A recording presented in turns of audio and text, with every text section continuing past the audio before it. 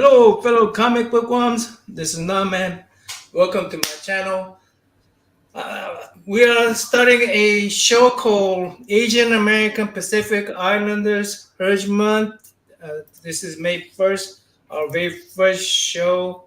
Um, Me and Otaku Hyun started this a couple years ago. We are trying to expand this show to include other channels like K-pop and uh, Cantonese comics, E-Man. So we are expanding more, and Ryan Odagawa, but he'll be here soon. Now let me go ahead and introduce my co-host Otaku Hyun, my partner, my brother. Otaku Hyun, take over the show so I could pay attention to the chat. Oh yeah, before we get started, like Young mentioned, it's a very important month for the Asian American Pacific Islander community.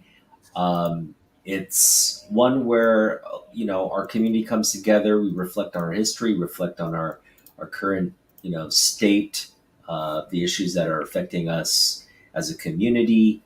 It celebrates our community, and Hyung and I wanted to also focus on a lot of the great work being done in the current comic book industry by creators of Asian Pacific Islander heritage. And, Katie's a big part of our community, and we just felt like she was going to be a perfect co-host to help us, talk to the community and talk to the creators. And she actually is going to kind of share some of the things going on in the community. Yes. Okay. So this weekend, let me go to this page here. There are two events on May 4th and May 5th, and they're both in California. There is an Asian Invasion Comic Con. You sharing it? Not yet. I'm just talking about it first. Yeah. Sorry. So you're good. You're good. So there's a group of artists for Free Comic Book Day. It's happening this weekend, and it's happening in Manhattan Beach, and it's happening in Culver City, California. And I want to shout this out because it's really important because they have a lot of amazing guests. And I'm going to open up my page. Oh, not that. Hit the wrong button. Let's see. It has a really good guest. Why did I? Jeez, everything is going wonky today. I lost my where is oh geez. Here, let me just do this. Sorry, we're spreading out today. It's great. We're gonna work out all the kinks. Working out all the kinks. That's correct. I lost my picture window. I won't open up my picture window. So what I'm doing right now is I'm just gonna do the hang on. Oh my gosh, share screen. There we go. Okay, there we go. It's letting me do it now. It wouldn't let me do it a minute ago. So there's a lot of good guests that are happening. Let me get to it back here. So it is May 4th on Saturday, and then May 5th on Sunday. May 4th is in Manhattan Beach, California, and then May 5th on Sunday is in Culver City, California. Look at these guests. These guests are amazing. You get free comic books, free autographs, sketches from local artists and creators. Saturday, David Mack is going to be there. David Propose is going to be there. The whole list is just insane. There's so many people. And they're highlighting a lot of the AAPI artists because this is Asian Invasion. There's so many good artists that are going to be there. So they're signing books as well, right? Yeah, they're signing books. They're doing autographs. It looks like they're getting sketches and all kinds of stuff. So it is a full-on event. And Christy Shin, aka the Demon Bitch, she's one of my lovely people that I love talking to. She's also going to be there. She posts this on as well with Mog Park. I don't know if you guys know Mog Park, but Mog is an artist that has been doing a lot of covers and interiors lately. But she also hosts with Mel, who is her husband, on the EXP channel, the SketchUp Show. Love it. Yeah, so there's a lot of great artists. It kind of saved a couple of these guys twice because I was trying to save it. So there's Mog right there. She's done amazing art. I love her art. If you're style. In this region, go support. Yeah. Go support this event. Sure. Go check it out. But yeah, look at all the artists that are going to be there. It's great. And some of these artists are going to be on our shows too. So yeah, some of these will be on the show as well. But yeah, go check it out. It's lovely. They put this on every year. I'm not sure how many times that they already done this, but they do it a couple times a year. But for sure, go check them out. Because this is gonna be amazing. But for the free comic book day one, holy crap! Look at this. Free comics, free autographs, sketches from local artists. But David Mack proposed. Oh, look at all these guys are going to be there. There's a whole ton of them. So go check that out on Saturday and Sunday. Yeah, it's amazing. Support. Yeah, and I'm sure there's going to be a lot of social media kind of posts from the event as well. So just it'll be exciting to just see what's going on and having that coverage on social media. Cool. Yes. Here. All right, so getting the month started off right. Yes. So that's this weekend. Go check it out. I did post it in here. So click that link. That'll take you to the Instagram page for the comic blog. And you can find out more about it and go check out all the different artists that are on there. Yeah. Awesome. So it's exciting. I mean, if I lived in the area, I would definitely go. Yeah. Yeah, definitely. Those Where's this at? Some big names there. Cool. What was that, Nam? Where's this at? It's in California. Okay, so we were far away. Yeah, unfortunately, Kev might go. Kev pretty much goes there. Oh, we got some peeps. Oh, nice. Yes. What's up? Hockey. Hockey, how are you? Entropy. All right, let's. One of you gonna introduce our guest of the day? Yes. So we're starting things off with our friend, our close friend Ryan Odagawa. He's just a great guy, first off, but also a very talented artist. He was got his start at Wildstorm Studios back in the 90s, and he's just been creating a lot of really engaging work over the past several years. There he is. Hi, Ryan. Hello, Ryan. What's up? All right, you're our guest of the year, starting May 1st. First guest. What? Woo. Thanks for joining us, Ryan. Yeah, thanks for having me. And Ryan's also going to be one of our co-hosts as we go through this May event, because he's going to be our regular co-host along with the rest of us. So, yay! So Ryan, why don't you go ahead and just kind of tell the people out there, if they're catching this for the first time, just give us a brief synopsis of, who you are and what you do. Yeah, Ryan Odagawa. Started industry way back when in 95. I was really big into Jim Lee, of course, and Silvestri and a lot of those guys, Art Adams. And then Jim started his studio. I mean, it started with the X-Men. That was the height of comics back then, basically. I was big into X-Men, and then they all eventually started the Image Comics, and he started his studio in La Jolla. And I was in high school, basically. I was graduating high school. And I just started drawing. I started kind of copying Silvestri and Jim Lee and just from the comics, and then just kind of Frankensteining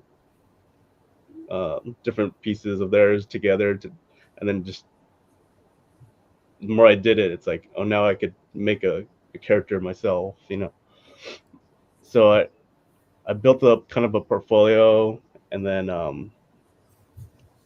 I think it was in 94, they had one of the first and only Image comic cons. It was actually in San Diego at San Diego Comic-Con. I mean the convention center, but it wasn't Comic-Con per se. It was it might have been after. And I met Sarah Becker, who was the editor for Gen 13 back then. Ooh. And I might have I actually remember going to the Golden Apple in LA, and I gave samples to like Mark Silvestri. I Wow. remember giving it to him, and he's like, "Okay, we guarantee a response." And I never heard from him. Aw. but yeah. So I went to that that convention, and then I showed my stuff to her, and she's like, I was also. It made sense that I was into like Gen 13 because it was like Jeff Campbell's like amalgamation of like Jim Lee and Art Adams, and I kind of was too. So I leaned towards like Gen 13. So a lot of my stuff was Gen 13, and her being the editor is like, oh wow, he can draw Gen 13. So we got in contact, and by the next year, it's 95. They asked if I wanted to. Well, first they asked, if I could do like a little sample. They had a little Warblade. I love Warblade. Yeah, and so I whipped that up, sent it to them, and they're like, "We want you to come down for a internship." I'm like, actually, I had told my mom like when I was in high school, like I want to try to get into the studio, and she's like, "You're still in high school, you still have to graduate, and you want to like move down there?" I'm like, I don't know. I guess I was crazy, but That's what it takes. yeah, I managed to do it, I guess, and moved down there in 95. Nice. Nice. And so you met Jim Lee, right? Yeah. What was that like? I That first meeting with Jim? had technically like kind of met them at different conventions before that, because when they were doing like X-Men, I remember going to a local convention that was his first like LA appearance, and he had like remember X-Men #1 with the Magneto double page spread. Yeah. Oh, And yeah. that was, looking at it was like, ah, like amazing. Also because like I think in the previous books they had the pencils of it, and I would like ink like the photocopy of it, and like Oh wow. it's like smaller, and then seeing it like the original, just like, oh my god, that's how they do it. But yeah, after that, just meeting all the artists there was just like kind of surreal. Yeah. So if you interned at Image in like the Extreme era, do you know Shelby Robertson? No, I know who that is. Well, it wasn't Yeah. it wasn't Extreme. It was like it was in La Jolla. Okay. Yeah. So it was like what? Wildstorm by that point? Wildstorm Homage. Yeah. I had never been to the Image Studios in Anaheim. I actually went to the Image Studios like much later when I was in Seattle. Wait, no, Portland. Mm-hmm. But yeah, I'd never gone. I'd only seen like there would be Image meetings, so I'd seen like maybe like Liefeld and like McFarlane. I actually had inked some bats on over Greg Capullo because they're like, we need these pages inked. They're like, just do these bats, whatever. So I'm like, oh my god, I'm inking Greg Capullo. That's awesome. All during the meeting, it's like, okay, we have to go into a meeting, but ink these bats. I'm like, all right. I mean, you came out of a pool of talent that was, I mean, it was literally a revolution, a comic book revolution that was taking place. Yeah. Both from a business standpoint, artistic standpoint. I mean, every which way, it was just Image was like this atomic like explosion that happened in the industry. Yeah. Now you were there right in the middle of it as it was like I was kind of like at its height. Yeah. I always say this was Image, and I came in here as it was going down. So I mean, we're focusing on Asian American Asian American heritage this month. What was the diversity like at that point in time? You come in as an intern. You're an Asian American. Um, Speak to what you were seeing and you know how that diversity was playing out in at that studio.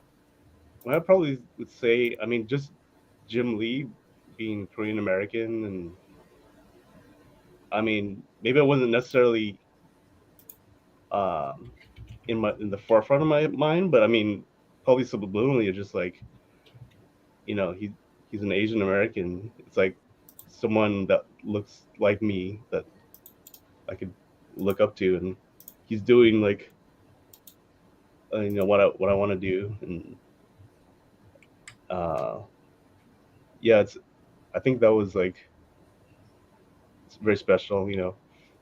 Um, the rest of the studio is pretty diverse. There's, I mean, yeah, just all around diverse. Uh, so it's very, growing up in LA, uh, there's only like it was fairly diverse, but there's a lot of Chinese, Vietnamese, Mexican, um, like some white people. Like I feel like white people and black people for me were like the minority in a way, because there's a lot more like Vietnamese around my area. But yeah, like going there, my roommate was JJ Kirby. I don't know if you guys know him, but uh, I'd actually had kind of been into like hip hop and stuff. So like, and he was like a rapper. So like we kind of like connect on that level too. It was pretty cool. Talk about some of the young artists you started out with. The relationships you created, because I know you have some very key relationships there. Oh, wait, sorry, let's say it. Say it Yeah, again. can you talk about some of the early young relationships that you had with other young artists? Oh yeah, I mean just like working in what they call the pit. Just that was like the intern pit. Um, I guess the one down thing was like everything, all your stuff's there in the open. So like some people would steal stuff here and Oh there. no, terrible. So we were just like, you gotta like Where'd my page get a go? lot of stuff. Yeah, there's no like even in more recently during the anniversary, they we had everyone sign the book, and we were there at Comic-Con, and like I gave it out, but I never got it back. Oh no. So it's like people will just like take stuff. But yeah, it was amazing just creatively, especially like learning Photoshop, because there was also the colorists around that time, and they're just learning Photoshop, and I'm like looking over their shoulder like, how do you do that? And that's how I kind of learned Photoshop, just like just asking them questions. Oh, how do you do that? How do you do that?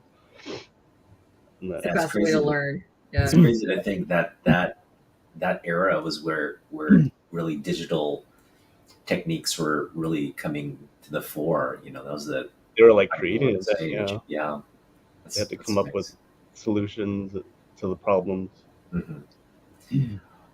All right, Ryan. Well, we want you to now talk about your cultural background, your heritage, and then we'll talk a little bit about your current Well, I don't want to call it a project, but your current sort of passion project. So yeah, go ahead and talk to your background. Yeah, so I'm Japanese American. So I'm fourth generation. They say Yonsei. So it's East, right? Issei is first, Nisei, Sansei, Sensei. and then Yonsei. Um, so that means the first generation, um, yeah, I hadn't. Let's see, how do we start this? So my aunt had written this um, when she was going to school.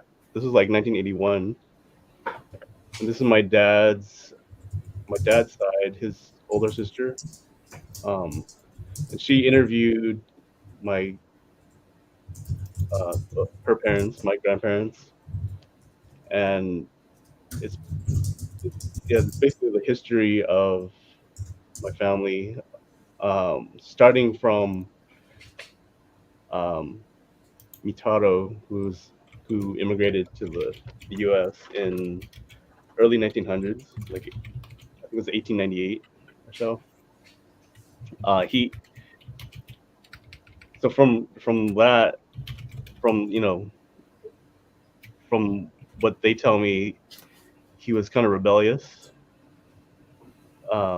So he came from Hiroshima, and the family was, I guess they were fairly well off. They said they were landowners. I guess he was rebellious for some reason, and they sent him. So at that time, a lot of the Japanese were um, going to the U.S. to for the opportunities and everything.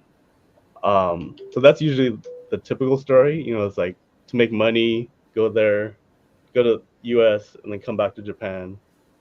Uh, for him, supposedly it was that he was rebellious, and the family sent him there to rehabilitate him. I guess whatever that even means. I don't even know, but um, and yeah, so that's like the main thing. Mhm. Sorry, it might Yeah, be a little bit yeah. off track. No, I mean, so you're ultimately you know, it's your great grandfather. He comes to this country not by choice, really, but kind of because he's a Supposedly, rebel. Yeah, and he was just sent off. It was sort of like a punishment, right? Like you go I spend guess some so. time in the U.S. Yeah, Yeah. kind of. I don't know if it was like they're sick of him, because later on, like, it turns out that he was kind of a drunk and kind of kind of mean to to his kids and stuff like that. Mhm. Uh, so I guess to go from here is that well, actually started. Basically, I want to tell my family history, but it started from a part of it that is like my great uncle who married into the family. It's to tell the story that because he immigrated to the U.S. also around 1915, and he eventually he started a produce stand and our produce stores called Three Star Markets, and he built it up like to like hundreds of stores in LA, and it was getting big. It was like at the at the heart of the Great Depression. It was making like $3 million a year back then. So however much that is now, but or how much the equivalent is back then. But and at the height, um, 1939, 1940, he was building it up, and uh, he, he started one of the first supermarkets that we know of today, and his competitors were like Vaughn's, Ralph's, and some of those back then. And then of course World War II happens, and um, basically loses it all and never recovers it. So this was always a story that my family had told me about, and like um, and I know his great or his grandkids, and I'm actually in contact with them. But like, there's actually a couple other people that might be writing books about him too. But I don't know. It's kind of on hiatus, so I don't know what's going on with that. But it's like, I feel like if don't tell the story, that it's gonna be lost. Like no one's gonna ever have known about what he had accomplished back then, right? Um, so that made me think like, I mean, obviously I'm a comic book artist, so and I tell stories, so when I, I need to like try to tell the story, and then it also so then it spread when I started to put all the pieces together with the rest of the family. I'm like, there's other like interesting stories from this that it's like, wow, it's a very it's interesting slice of the Japanese American experience, from immigrating, all of the laws and stuff that held them back, a lot of the racism, hatred. Um, so my uncle, his name is George. His wife, which is my grandmother's sister, it was an arranged marriage, but so he's from Japan. She was born here, but because she married him, and there was a thing called the Cable Act of 1922, which meant that even if she was born here, she lost her citizenship to the U.S. Oh wow. Married to an alien. So it just, if you really think about it, it sort of doesn't make sense. It's like she's never even been to Japan at that point. She married a Japanese, but she had never even been to Japan. But then she's not a citizen of where she's born. Mm-hmm. So that's crazy. That's another interesting point. And then so I found my grandmother's like old photo book. Well, I put it in here, but because it's kind of falling apart. Yeah. Well, this isn't her, but this is her friend and stuff like that.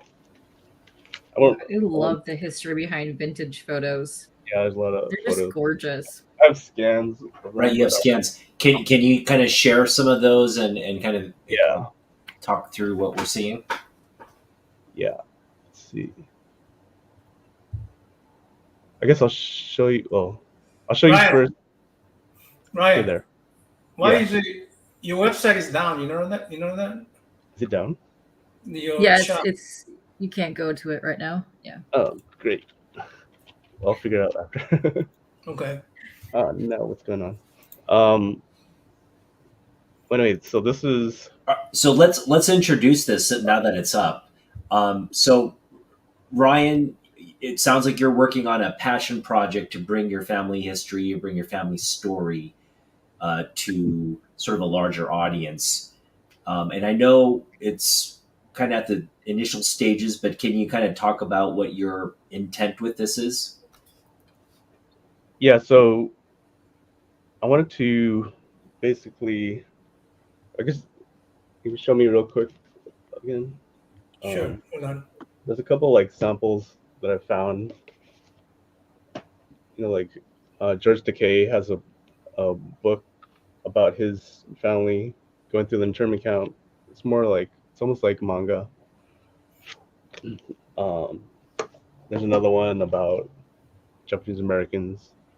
This one was interesting because part of it is about a woman who, her name was Mitsuya Endo, and she was like one of the main reasons why the Japanese Americans were freed, I guess,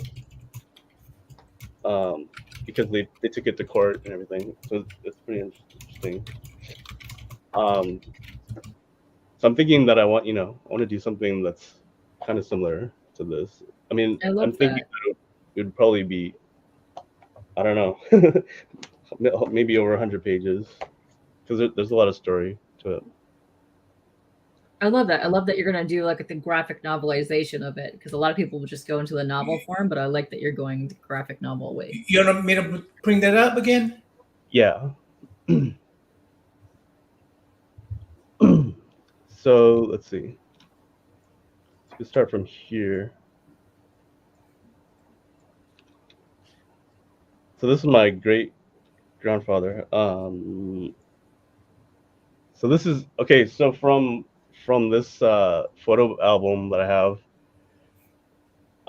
like I got it from my aunt, and she had it, but she's like, I don't know who a lot of these people are in here. Like she didn't even know who some people were, and she didn't really look at it that closely. And I even passed up this photo at first because it's actually really small. I mean, when I scanned it, it looks big, but it's actually just like that big or something, like a couple inches.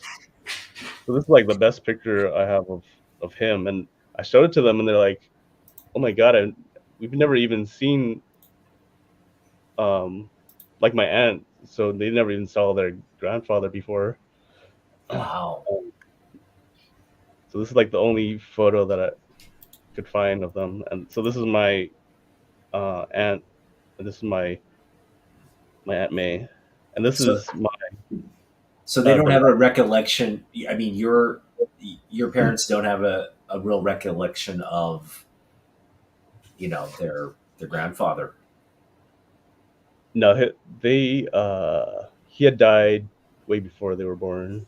Mm-hmm. So this is the wife, and she had died.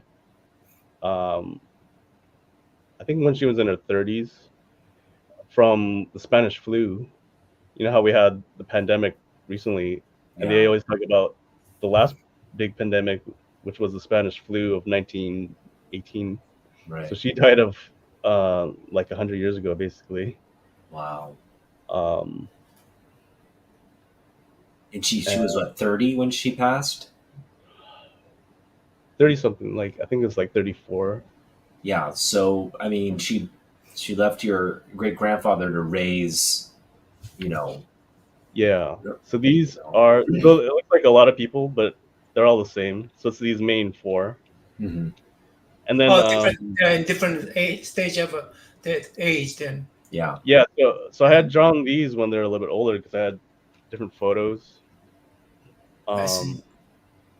And I was like, I have a picture of, like the one I just showed you. I had her. She's the youngest, Kyo. This is my I love grandmother. that kid. I hadn't had a picture of her.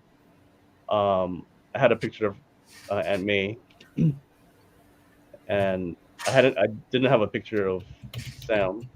It's funny. She's Aunt May, and he's Uncle Sam.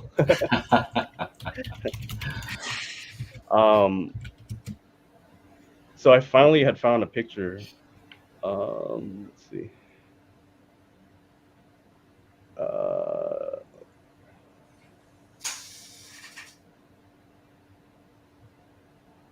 See, I've scanned like a lot of these photos. What was it under?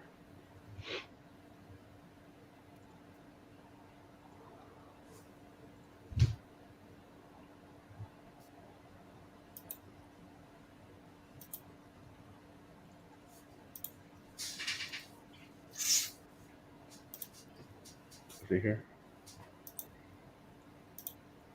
See, so I just like try to scan in as many photos as I can and try to put them in some kind of order. Some of them aren't really dated. That's my grandmother. Let's see. Yeah, that's my Aunt May. This has become a huge project for you. Yeah.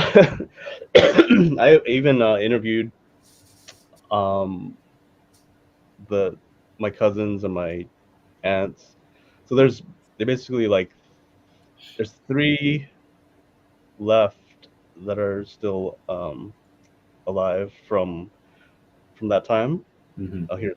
So this is the youngest picture I Oh found one. wow, yeah. My She grandmother. is. That's the same where I got these from. Yeah. I'm not sure who these You are, have but you have very similar features to her in that photo. yeah, Right yeah. here, like I feel the like I look same like facial. Yeah, right here. This, yeah. yeah. There's a lot of pictures where I'm like, that looks like me. There's some I'm like, that looks like me with the wig on. What do you have any context to this Like photo? context. Yeah, like the circumstances under where why it was taken, where it was taken. Yeah, I don't know. It must be. I don't know if it's like a. They all It look looks like so they have some kind of. dapper. But this is Oh, basically probably after the mother died. So May had to. She was like 10. She had to take care of the family basically, or help take because Wow, my goodness. the father now his wife Yeah, died and he has right, to like work and try to make you know right. So like a 10-year-old money. was responsible for like all the housework and wow, yeah, Yeah, it's crazy. yeah. this is them older. Oh, It look might at be the that. 70s or Aw. so. Yeah, Uh, my grandmother. that's Yeah, they're incredible. very stylish, and I like that you were able to pick out like their outfits, but also their personality, just based on what they're drawing, how you drew it in here, just based on what they're wearing. Like you Yeah, nailed their outfits. It's great. Yeah, there's so yeah. Like I need to like land on because there's so many different pictures. It's like they have these little bows in their head and stuff. That baby K, that's my favorite. That's my spirit animal right there. I love that kid. So then, like I was saying, it started off with George, yeah, who owned the. So he married into the family.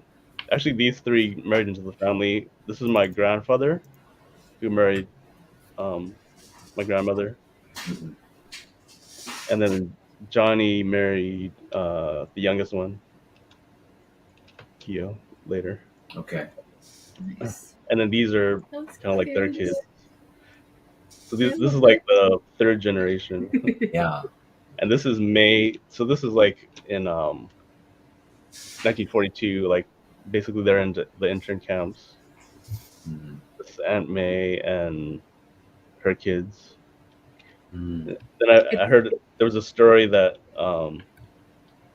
that Donald um, was in the Boy Scouts. Um, there was a story that they went hiking. They were in camp, but then they went hiking as Boy Scouts, and I guess they went into to get some like a drink or something, and I guess they as they came out, there was like these guys with shotguns and like it's like get out of our town or whatever. Oh wow, You oh know, it's no, terrible. very racist. Um, yeah. I So love these are my aunts. I love how you did all like the scale, like you have like the different heights in the background, like the heads, but then you also doing a little triangle stuff to get them in there. Yeah. I like to see your progression of like how you have the little triangle, but then you have the blob there, and then over there you have the blue lines. I love to see that. I love progress I'm photos like that. I'm trying to approximate their heights based on the picture too. So here's some photos that I found. Oh, that's cool. This is George, who owned the stores. Oh, he's so dapper. Look at his hair, his glasses. Wow, look at this guy. So let's see. So Whoa. that's him in the middle. This one next to him is Uncle Johnny, like him right here. wow, And then right here is my grandfather. yeah. Yeah, So it right looks there. like was that like the company, like kind of the company? Yeah, they had like a baseball team, I guess. Oh, they had a baseball team. That's That's awesome. awesome. That's awesome. Yeah. And this these 3-star. I had found the local Huntington library over here. it's like a big library, but they had an old book, and I did a live kind of like viewing, and they had this yearbook that had stores in LA around that time, and I'm like, he's got to be in there, and I found like a few pictures from there, but That's cool. looking online, these pictures had come out, 3-star. Did you go down to the city and pull up the past records for the marketplace?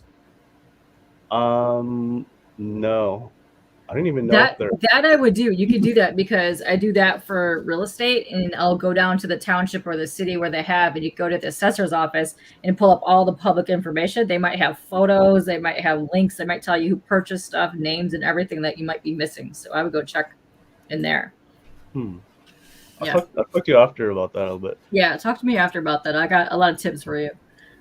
Because I mean, I don't know to what degree, because like a lot of it was like resold and stuff. Like I don't know how much is like dug, like put under the rug and like. You'd be surprised. You'd be surprised. Yeah. I mean, like, yeah. I mean, you could be right, because even these photos are like online if you do a little search. Let's see here. Right. Let me know whenever you're ready for some questions from the chat. Okay. So this is all the history and research that you're doing because you want to make a graphic novel based on your family history. So this is what you're doing now. You're researching everything, getting all your family stuff in order because you said this is something that you're working on currently. So that's what we're seeing all the reference photos and everything. This is awesome. So here, I had purchased higher quality so you could like see a little more detail. Oh, nice. You could see the sign and stuff. And actually, they were friends with Vandycamp, right? Like bakeries. They were friends. The Vandycamp brand. It's the frozen vegetables, the frozen, yeah. They were friends with the Vandycamps because so back then, it wasn't like today where, I mean, it was going that way, but like supermarkets are owned by like one place. But back then, it was each department, like produce, bakery, and every other thing. So each department was like owned by different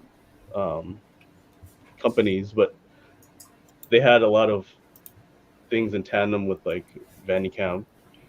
And it's funny because I actually had met really quick. I had met the granddaughter or great granddaughter of Vandycamp because she had started. She was trying to revamp her Vandycamp also. So she was at the farmers market locally, and we went. So George's grandkids and I went to like meet her and like told her about the story and everything. It's kind of interesting, but I think what's interesting to highlight here is that, here your family has built a very successful business, and with internment, they come back and the business is gone. Their fortune is gone. Everything was taken from them, and these kinds of stories, we hear about them, but here is an instance where you have really this just high profile business in the community, and it's gone.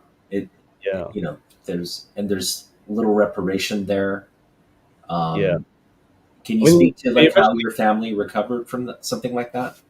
It's like they eventually got reparations, but it's like it might have been like 20 grand or something. Yeah, but that was like way later.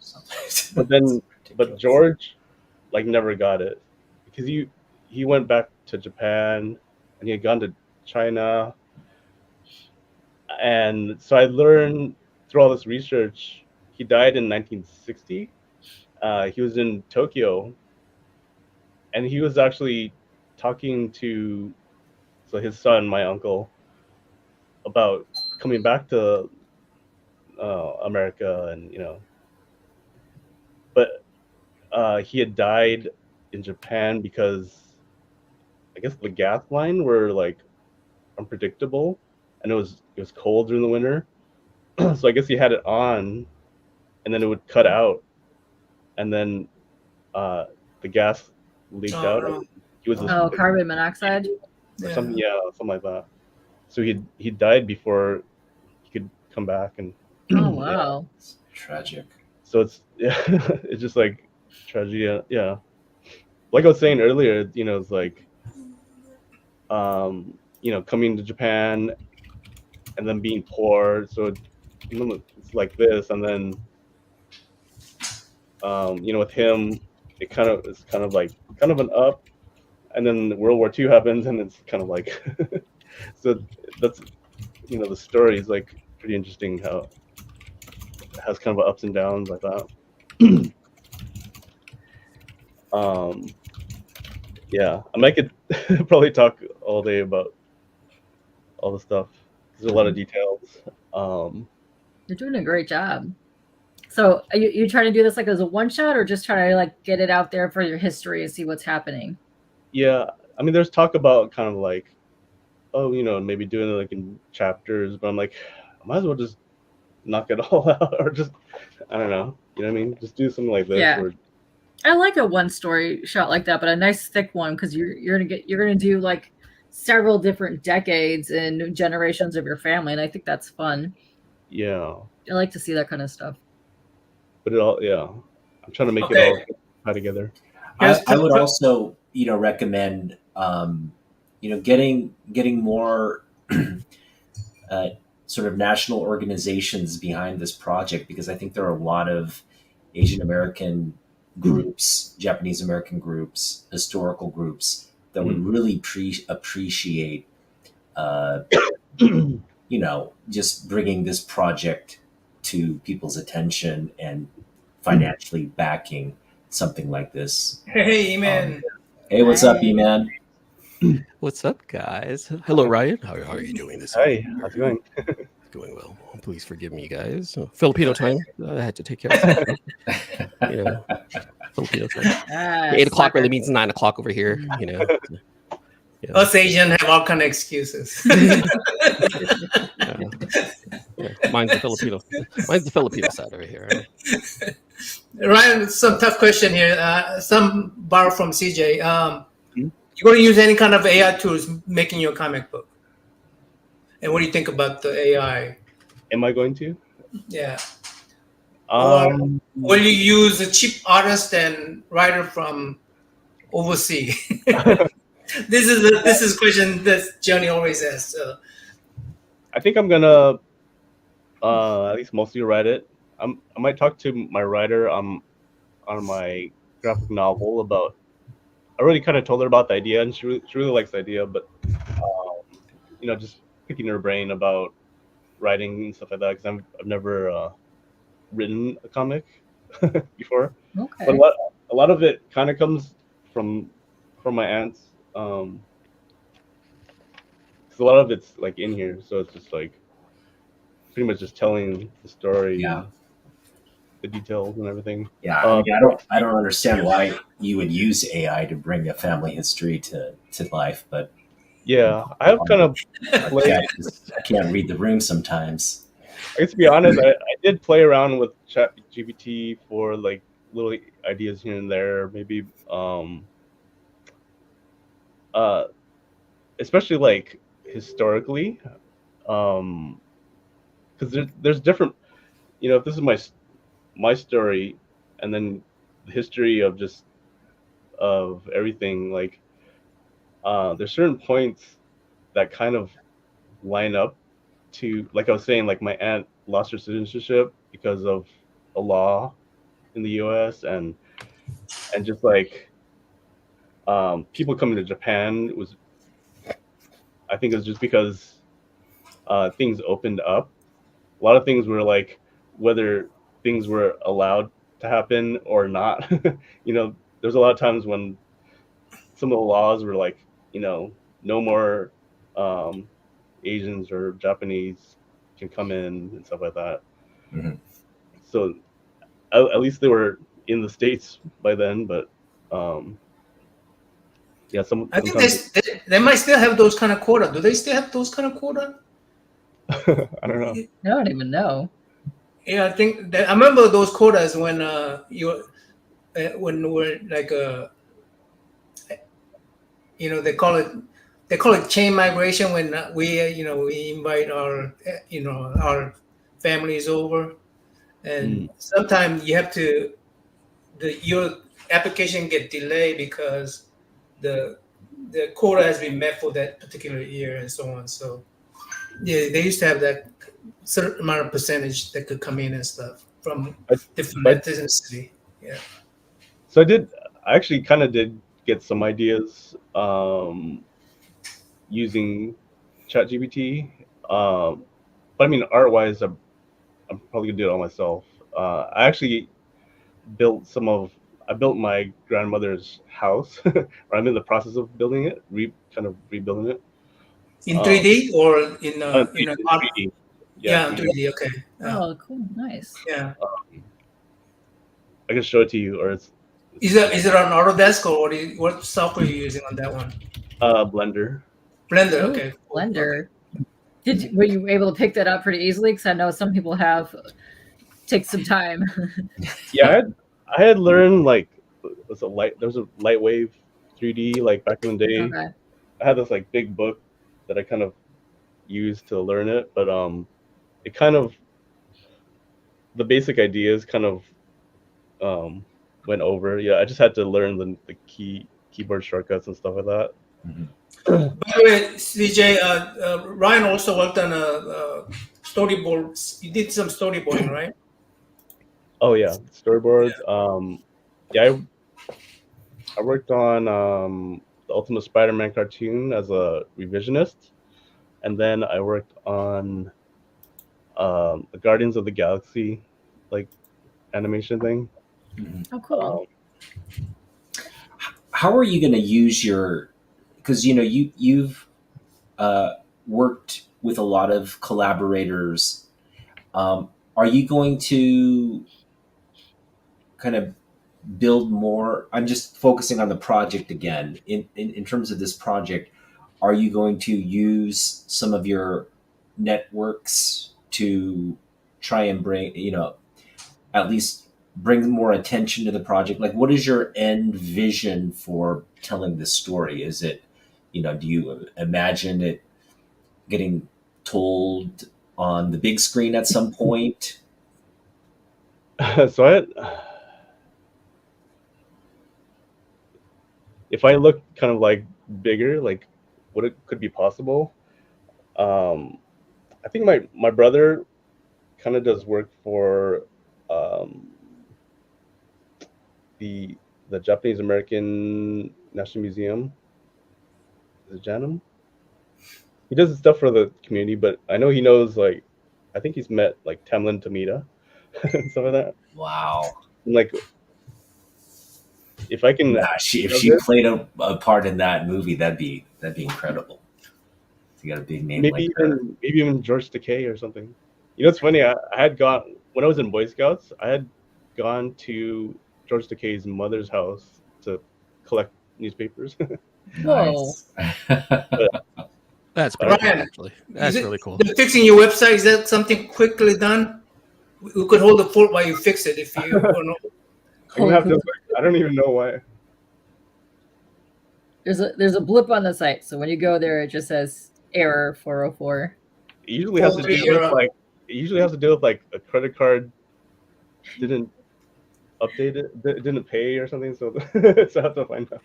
I don't know. I wouldn't know. I don't know why it would. Because I wanted to show off your arts on there, but well, if you can't pull it up, here, highlight me real quick. Because the last time you were on, I won the giveaway for your 2 prints, and these are the prints I selected from your website. So Woo. I got the Harley Quinn. Ooh, That's I picked saucy. both Harleys. I like I it. know, I love it. Beautiful. And then I got that one. Yay! So cute. Too. Yes. Look at how cute. I love I the think way you you like. do your I think you like some faces. Harley, don't you, Katie? Yes. What? What makes you say that? You're totally a Harley fan. Good thing we have Those are Ryan on beautiful. here. He does Harley pretty well. But I love the way you do like the noses and the eyes. I really like that in your style. He just Yeah. nailed Harley there. It's very Yeah. anime on that other one. Yes. Great. I love it. The colors are fantastic. This does not do this justice. The colors are great. Yeah. But look at her little boots and everything. It's adorable. Yeah. Ryan, I want to ask you something. Talking about AI, jumping into this topic real late here, but talking about AI, yes, using it as a replacement, saying that, oh, I drew this with AI, the whole thing is all AI. Yeah, there's a big thing about it within the comic book community and whatnot. How about using it as a tool to assist in creation, like the script, like maybe tweaking out something on an image just slightly enough so that it gets to that position that you want? What are your thoughts on using AI as a tool like that? I honestly don't have that much of a problem. I'll go back.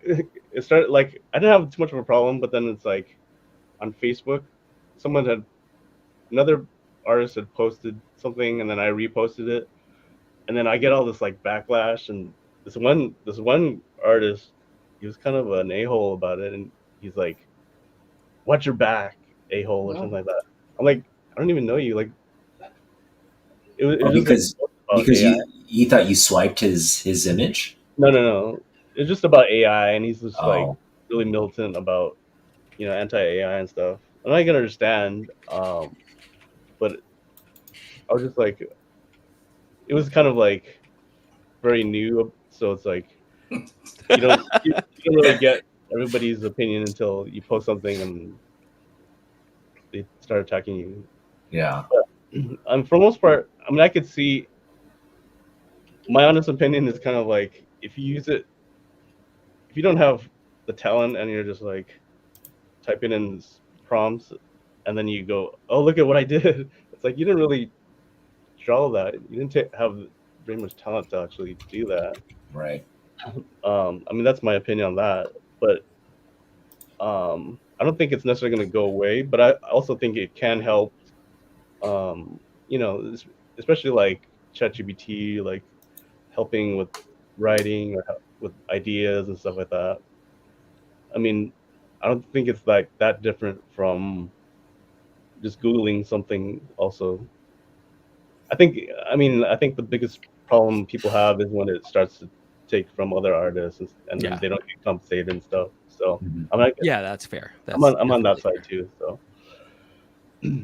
What are we looking at here, Ryan? What is this? okay, this is my grandmother's house that I recreated. Nice. It's kind of like a couple different eras because I had found out that this is how I knew it from like the 80s. My dad's room was like in the front right here, this one, but supposedly like before 1960 or so, it was kind of this was like an add-on. So there's another room from right here, and then this was like kind of a porch. Can we go inside the house, Ryan? I want to see inside. I want to see everything. I want to see the teapot. I want to see the TV. I don't have all those details yet, but I'll show you bedroom. some of the details I have.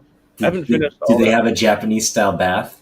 You mean that's called fly through? You want to fly through the place? Let's fly through. Come on, let's do a fly through. I'll just show you real quick. This so this is more like the 1930s car. So it's like kind of different eras that I made. I just put it there for now because I found the model. Actually, so I'll take off the let's see, the house. I can take off the roof. Take it off. Take off the roof. Roof. There it is. Roof. There it is.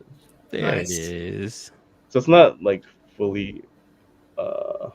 It's not fully rendered yet. Yeah, so, it's just the bare bones. So Man, it's still better than the house that I have right now. Sheesh. outside. Way more bedrooms. Now, Ryan, like when your family came from Japan, like where did they settle in? Like I'm sorry for missing if you guys talked about that conversation, right? But where did they settle when they first came? So I believe they came into like San Francisco area. Mhm. And then they went to like Oakland. I live in Oakland. Really? Okay. There was some word that maybe it was like also like Sacramento, but I don't know. I have family in Sacramento. Come on, keep going, Ryan. Come on. But I don't know. Your neighbors. I mean, they definitely, I believe, because I think a lot of them came in through San Francisco, right? Yeah. They would have probably had to go through like Tanforan and you know, if there was, you know, unfortunately, if there was some camps out there, they probably had to stay out there. Which is a trip because like now on top of the race track that it used to be at Tanforan, where they had a lot of the they held a lot of the Japanese, like they turned it into a mall. And what's crazy now is that mall is actually going to get broken down here pretty soon. So just a little local streets going on with that. Interesting. Yeah. So and then there was like the San Francisco earthquake of 1906. I think my grandfather on my great grandfather on my grandfather's side was there during the 1906 earthquake or something. I think this side of the family would have probably been somewhere in that area too. But eventually, like I think mid 1900s, they came down to LA, and then eventually settled in. So this house is in Boyle Heights. That's a very like well-known area for the Japanese Americans. So your family was essentially displaced. Like they were displaced because of internment. Well, luckily, I don't think all the windows were drawn yet, right? On that, you guys have paintings in there. No, yeah. There was like a cabinet kind of thing here with like plates and stuff. The bathroom was in here, and this is like another room. This is my grandparents' room. So my aunt was a painter. She learned how to paint. Aunt May. So these were actually I did scans of these paintings. Nice. Oh, dope. Nice. That's awesome. I went to my cousin and stuff. Let's see. Here it is.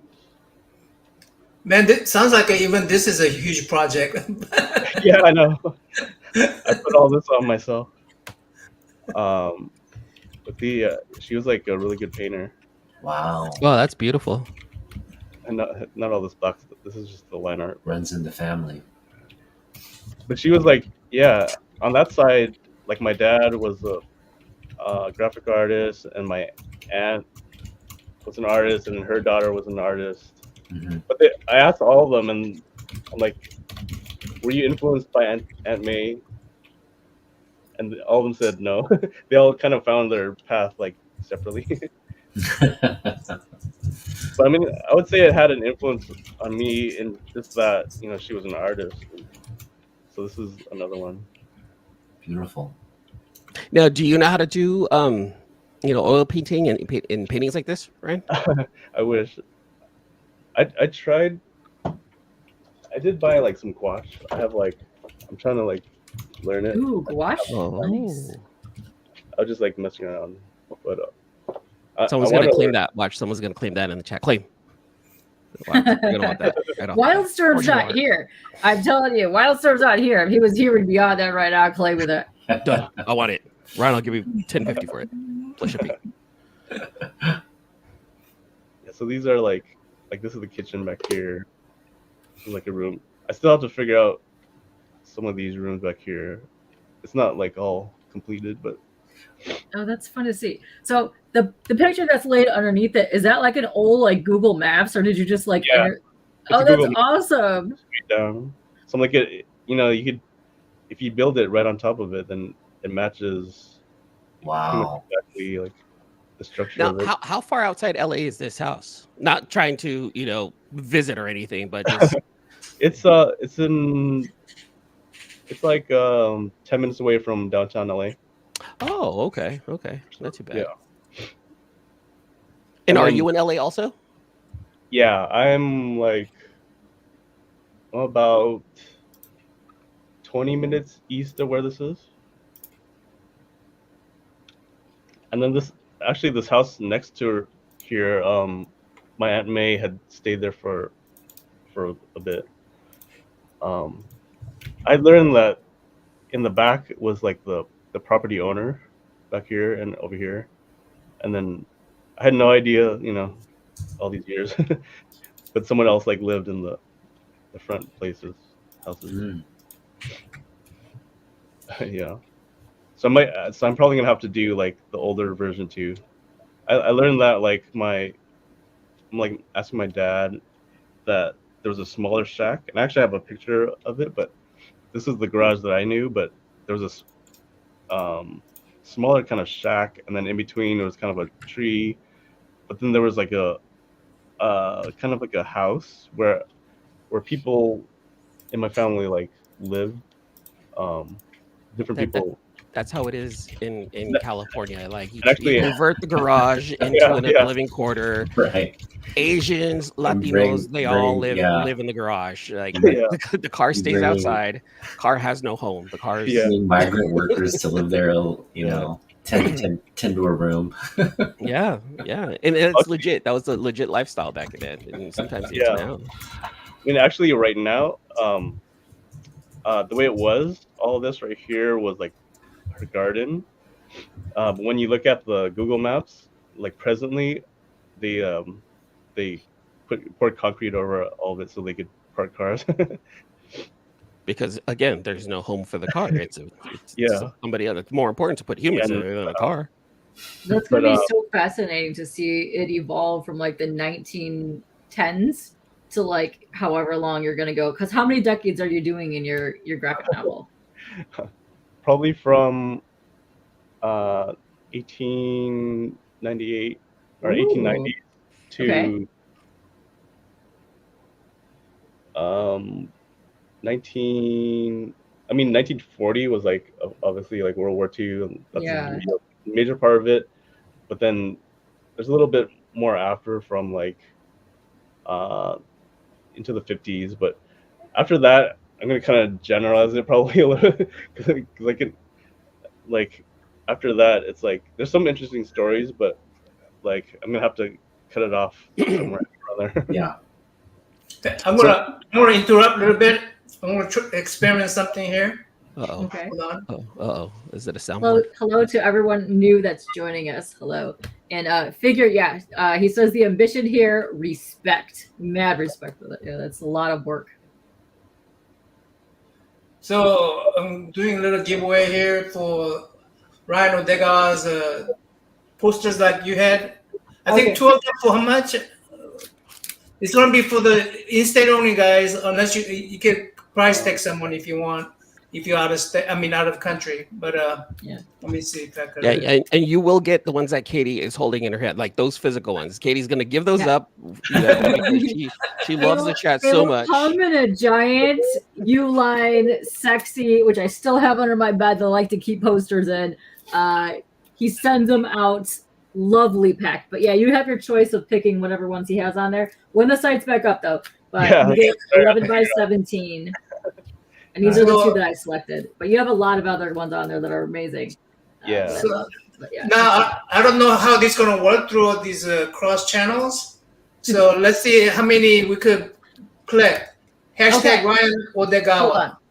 Oh, Hold on. If you're going to do the giveaway tool and they're going through all the different channels, they must go into your channel in order to enter. Otherwise, it will not Generate. enter. Register. Yeah. Okay. So, So with are that you telling being people said- to leave your channel and to go to Namin's channel? Yes. That's what I'm hearing. Okay. yes. Oh, yeah. So also I didn't mean the to do people that. on I didn't mean to Twitter. do that. Yes. Also the people. I don't care if they're in my channel. I'm just doing this to spotlight Ryan. I don't care if people are in my channel. If you guys want to come in here to chat, that's fine. This is only going to go to mine. So Nam, you need to post the link in the chat so it'll go to all of our channels so that they can click it to come here. So post the link to your chat so that they can click to come here so they can enter the giveaway. Okay, so let me see. How am I gonna? Yeah. But to my people that are on Twitter and on my channel, I'm asking if you can leave my channel and please come to Nam's channel, which is a comic bookworm on YouTube, so you guys can enter the giveaway. Oh no, man! Check my site again. I think it might be back up. I'll refresh it. I have it right here. I don't know why it. Yep, it's on right now. Here, let me link your website right now. Yeah, it's on right now. All Yeah. right. Let's show that off first. So people, Yeah, you want to do show his website off. That way more people can transfer over to your website, to your YouTube. okay. Here, I'll here. Sampley poo of 2 of the prints that are on there. I know it's super glare, but look at how good these are. And he signs them. No, look at this. Look at that. What? It's also signed. I like that. I actually like that Harley better. I was gonna say I like the Harley better. Well, which one? I wanted the classic one because I don't have a classic one. This is the www.ryanodagawa.com. Just Odagawa. It's my last name. Yeah. It's right here. Odagawa. I have it. Odagawa.com. Odagawa.com. Just Odagawa.com. Yeah. Right here. So these are James are the- Foster. Got any Psylocke? Got any Psylocke? Do you have any original art on your website, Ryan? Well, this is not a poster. These are Original art. I have an art. Interesting that you say that. Right here. store. Okay, here it is. Store. Okay, there's Sala right there. There's Sala. Woof. Now, Was that Tracer? Did I just see Tracer on there too? You did some Overwatch stuff. Oh, yeah, some you did Overwatch stuff. Mhm. For the Okay. gamer friends Yeah. out there, for all you gamers I actually out had there, work- Overwatch. I had worked for Blizzard for a little bit. I colored a book that never came out. They paid me, but it was an origin book that never came out. And I was pretty bummed because it was fun. But What's that? What's that? What's that Diva. purple one? Ooh. That she's Korean, by the way. She's Korean. She is. She's a K-pop idol diva. Yeah. Let's go, diva. Yes. I'm number Who's one. who's that purple one right there to the right there, Katie? That one. It's Sombra. Sombra. Oh, She's Overwatch. cool. You can go block all the helps and stuff, so you either locked or you can't. So what you're gonna do is you're gonna win 2 of these guys. So And those are per so lesson. you can get 2 prints for $40. If you don't win, go over here and buy some of these. Yeah. And he will sign it for you and ship it to you. But this is within the United States, guys. Sorry. Wait. I like this one. Hold on 1 second, because we have a couple of people that have to leave. Caroline, before you leave, jump in Nam's channel and enter what is the hashtag so that she can enter before she leaves. Okay, here, let's see. I had it right here.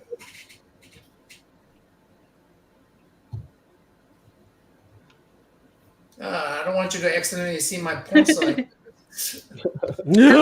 How about this? I'll do this. oh, that's cool. I'll Pretty cool. enter on the site, but if I win, I'll prize tag Caroline. How about that? Sure. Okay. If we can't figure out what the hashtag was, we'll just do that. Okay, let me go ahead and I'll find it here first. Okay.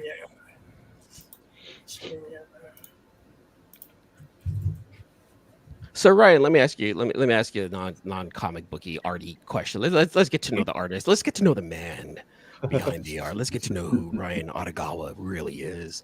So late at night when you're working late, you're living down there in SoCal, and you know what? I got the munchies. I need to stay up, but I'm also kind of hungry. Food carts. What's the one treat that you would get at 2:00 in the morning to keep you up? To keep you working? Well, what's the one thing that you're just like, I need this right now? When I was living in San Diego when I was at the studio, there was always an Alberto's, so we'd have like the carne asada fries. Yeah. I can't really do that late night anymore, but I don't really eat that late at night. To be honest, right now. Carne asada. Yeah. That sounds delicious. I could go for that right now. It's basically nacho fries, Katie. Right, nacho fries. I know.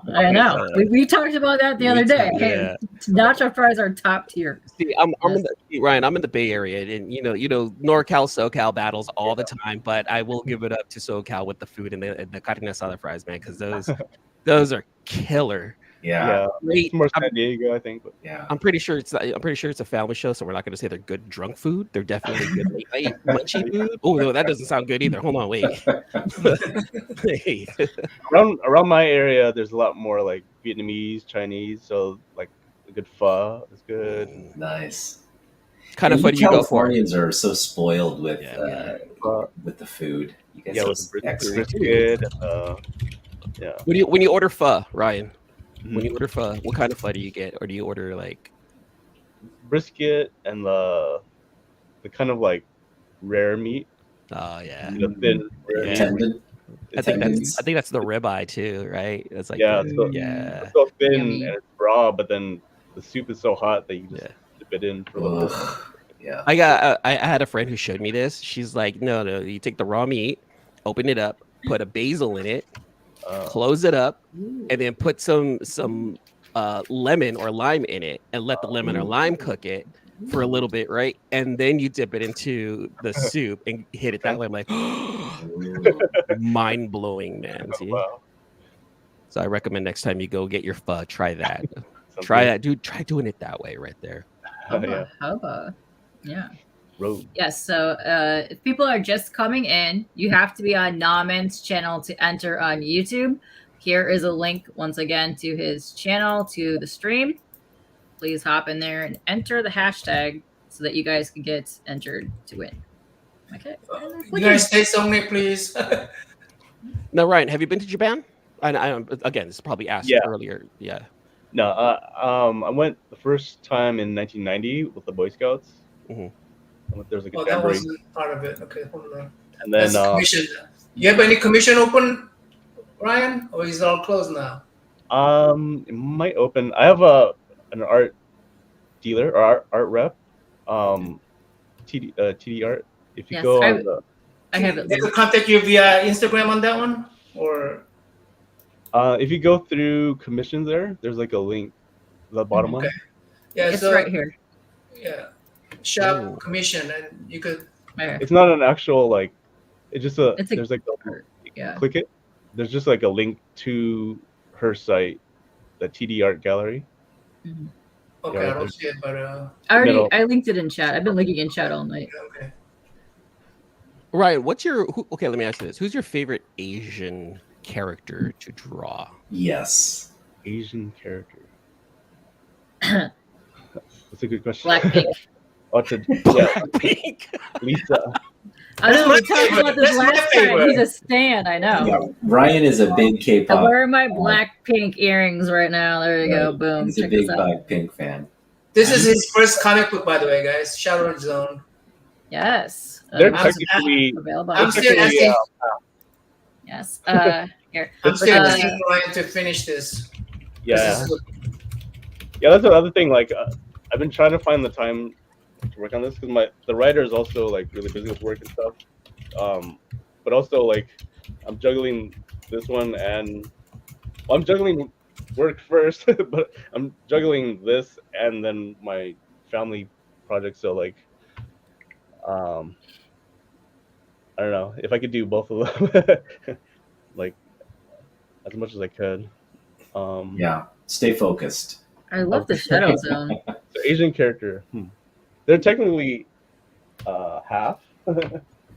Oh, Ooh la la. I'm trying to think. half is But I Asian. actually draw Psylocke. Yeah, You of have to She was say that. You have to say that because Otaku. You gotta Right, say that. Yeah. You told, yeah. Yeah. Oh, but to finish about Japan, I also went 2000. I want to say 2002. Mm-hmm. I think that was the last time I went. So the first time I went in 1990, talking about like technology and kind of going to the future, was the first time they had the sensor faucets. You put Oh, your hand- That doing that over there and it wasn't over here. You're like, oh my god, I'm in the future. And, the next time, probably the most interesting thing was that have like a sukiyaki like bowl, but it's like it's like paper or whatever or like plastic. But you fold it. Alchemist. Yep. And Sorry, you have to come to my channel to hashtag Odagawa. This is my little devious plan for you guys to come to my channel. Pull the heat tab, and Uh-huh. it cooks the sukiyaki. So it Oh, says- that's dope. Ooh. That actually sounds really cool. So actually, I'm planning on going again next March or so, Mhm. and my wife has never been there. She's You guys are gonna have a blast. Are you going to be there for like the cherry blossoms and everything? That's what I'm hoping. Yeah. And then Hook up with Ryan Benjamin and then go with him to the cons. yeah, I know he's always going there. I know he took casual hero there. Once it was his trainee, if you will. Don't worry, I got my eye on you, CJ. I'll break your balls wherever you're at. Oh, hey. That's okay, Sleepy. You can come for my channel. I don't care. You guys, that's okay. You know, guys. Once you hashtag into my channel, you're free to Yeah, leave. then go my back. channel. Then go back. Yeah, Go back, hashtag. go back. Then go back. It's just for the, it's just for the Just use me, abuse me. There's no You know, channel battles. There's no channel battles here. There's no channel battles. This is all about Ryan. Hi, Kirby. Okay, we got another one in the pop in the chat. Okay, Kirby. I believe you are on my channel. If you're in my channel, go to this channel here and enter this hashtag for Odagawa so you can win 2 prints. And let me highlight me again real quick while they're doing that, and I'll show you 2 examples of prints that you can win. I know you're really big into art, Kirby, so. Oh, Wow. oh, there she is. No, I Wow. didn't mean to do that. Wow. Thanks, Oh Dom. my god, Norman. Uh-oh. Yeah, that's Ryan. Hi, Ryan. There we go. Yeah, so check these out. They're awesome. Yes. Ooh, you live in Japan? Oh, okay. You live in Japan. Maybe if you meet up at Ryan at a con, then you can pick them up for him. There you go. Ryan's gonna hand deliver it to you. There you go. If you fly me out to Japan, I'll Look, hold on, look. I'll sponsor Kirby. If Kirby wants these, and if Kirby wins, I'll pay for the shipping. Oh, awesome. Go over there, man. Go over there. You Okay, go. so Okay, head on guys. over to the channel then. Yes, head on This over is for to the Kirby channel. only. Oh, this is only. For Hold Kirby. on, I don't know if the Ryan website is. I don't know if the Ryan website is designed to ship overseas though. That's what. Good That's why question. He's here. Ask him. Ryan, your product is designed to go overseas on your store from your store. Probably a better I mean, ask. I just have to manually send it. So Okay. if you pay for Okay, shipping- well, I'll pay for email shipping. will pay for the I'll pay shipping. for- So okay. I'll even buy you a Alright. bowl of pho too, Ryan. Whoa. You know, Whoa. I'll send you Nice. some extra. Thanks, man. Well, you guys can meet up because you're over the same area. You're practically neighbors. Yeah. So Kirby, click on this link to go to the stream that's for Nam's channel and enter this hashtag. This Yeah. goes for anybody And- else that's lurking, except for CJ. CJ is what is I've been ignoring CJ's question. Go ahead and answer this one, Ryan, please. Go ahead, ask it there, Naman. I'm a yellow claw question. I was serious on Yellow Claw question. How do you feel about Yellow Claw? How do you feel the character of the nature of the history to be handled in modern times? Oh, I'm not sure what you mean. Sorry. I don't know what Yellow Claw is. Yeah, I mean, we don't have I've to. never heard of that. We don't have to Yeah. address that question. Yeah, you can skip that. Okay. So Ryan, going back, we were talking about your relationship at Wildstorm, Mhm. and you came up at a time when, really because, not to say there weren't Asian artists before the image revolution, yeah, but because of some of the success of those early image artists, Mhm. Will Spertasio, Ghibli in particular. What change did you see in the industry regarding the diversity, the aspect? I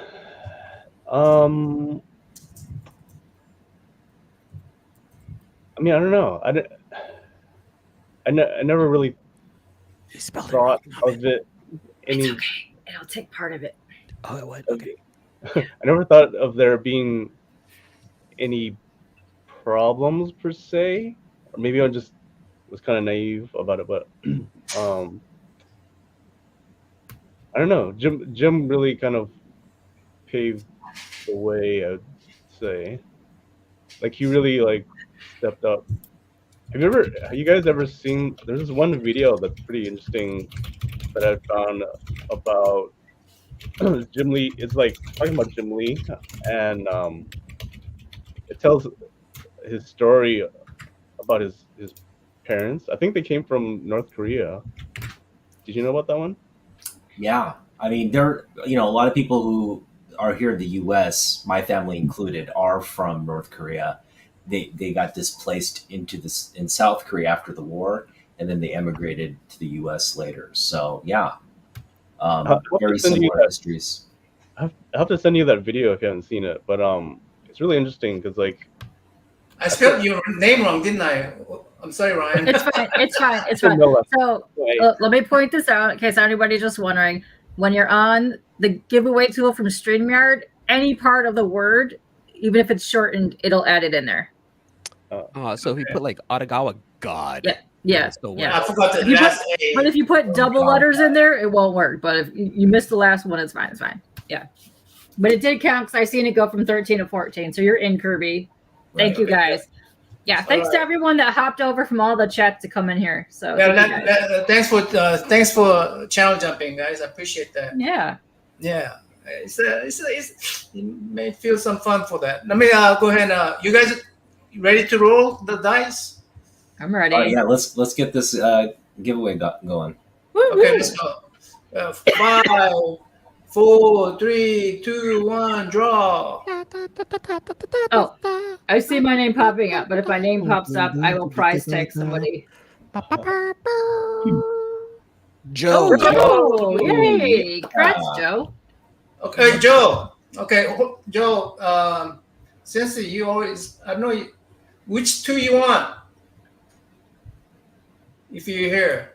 Hopefully, if you're not here, I'm just gonna send you what I want to send you. All right, Joe. Yeah, message us on when you get a chance to select the prints. He's here. So, which two Right. posters you want? Right. Let me ask you this right here.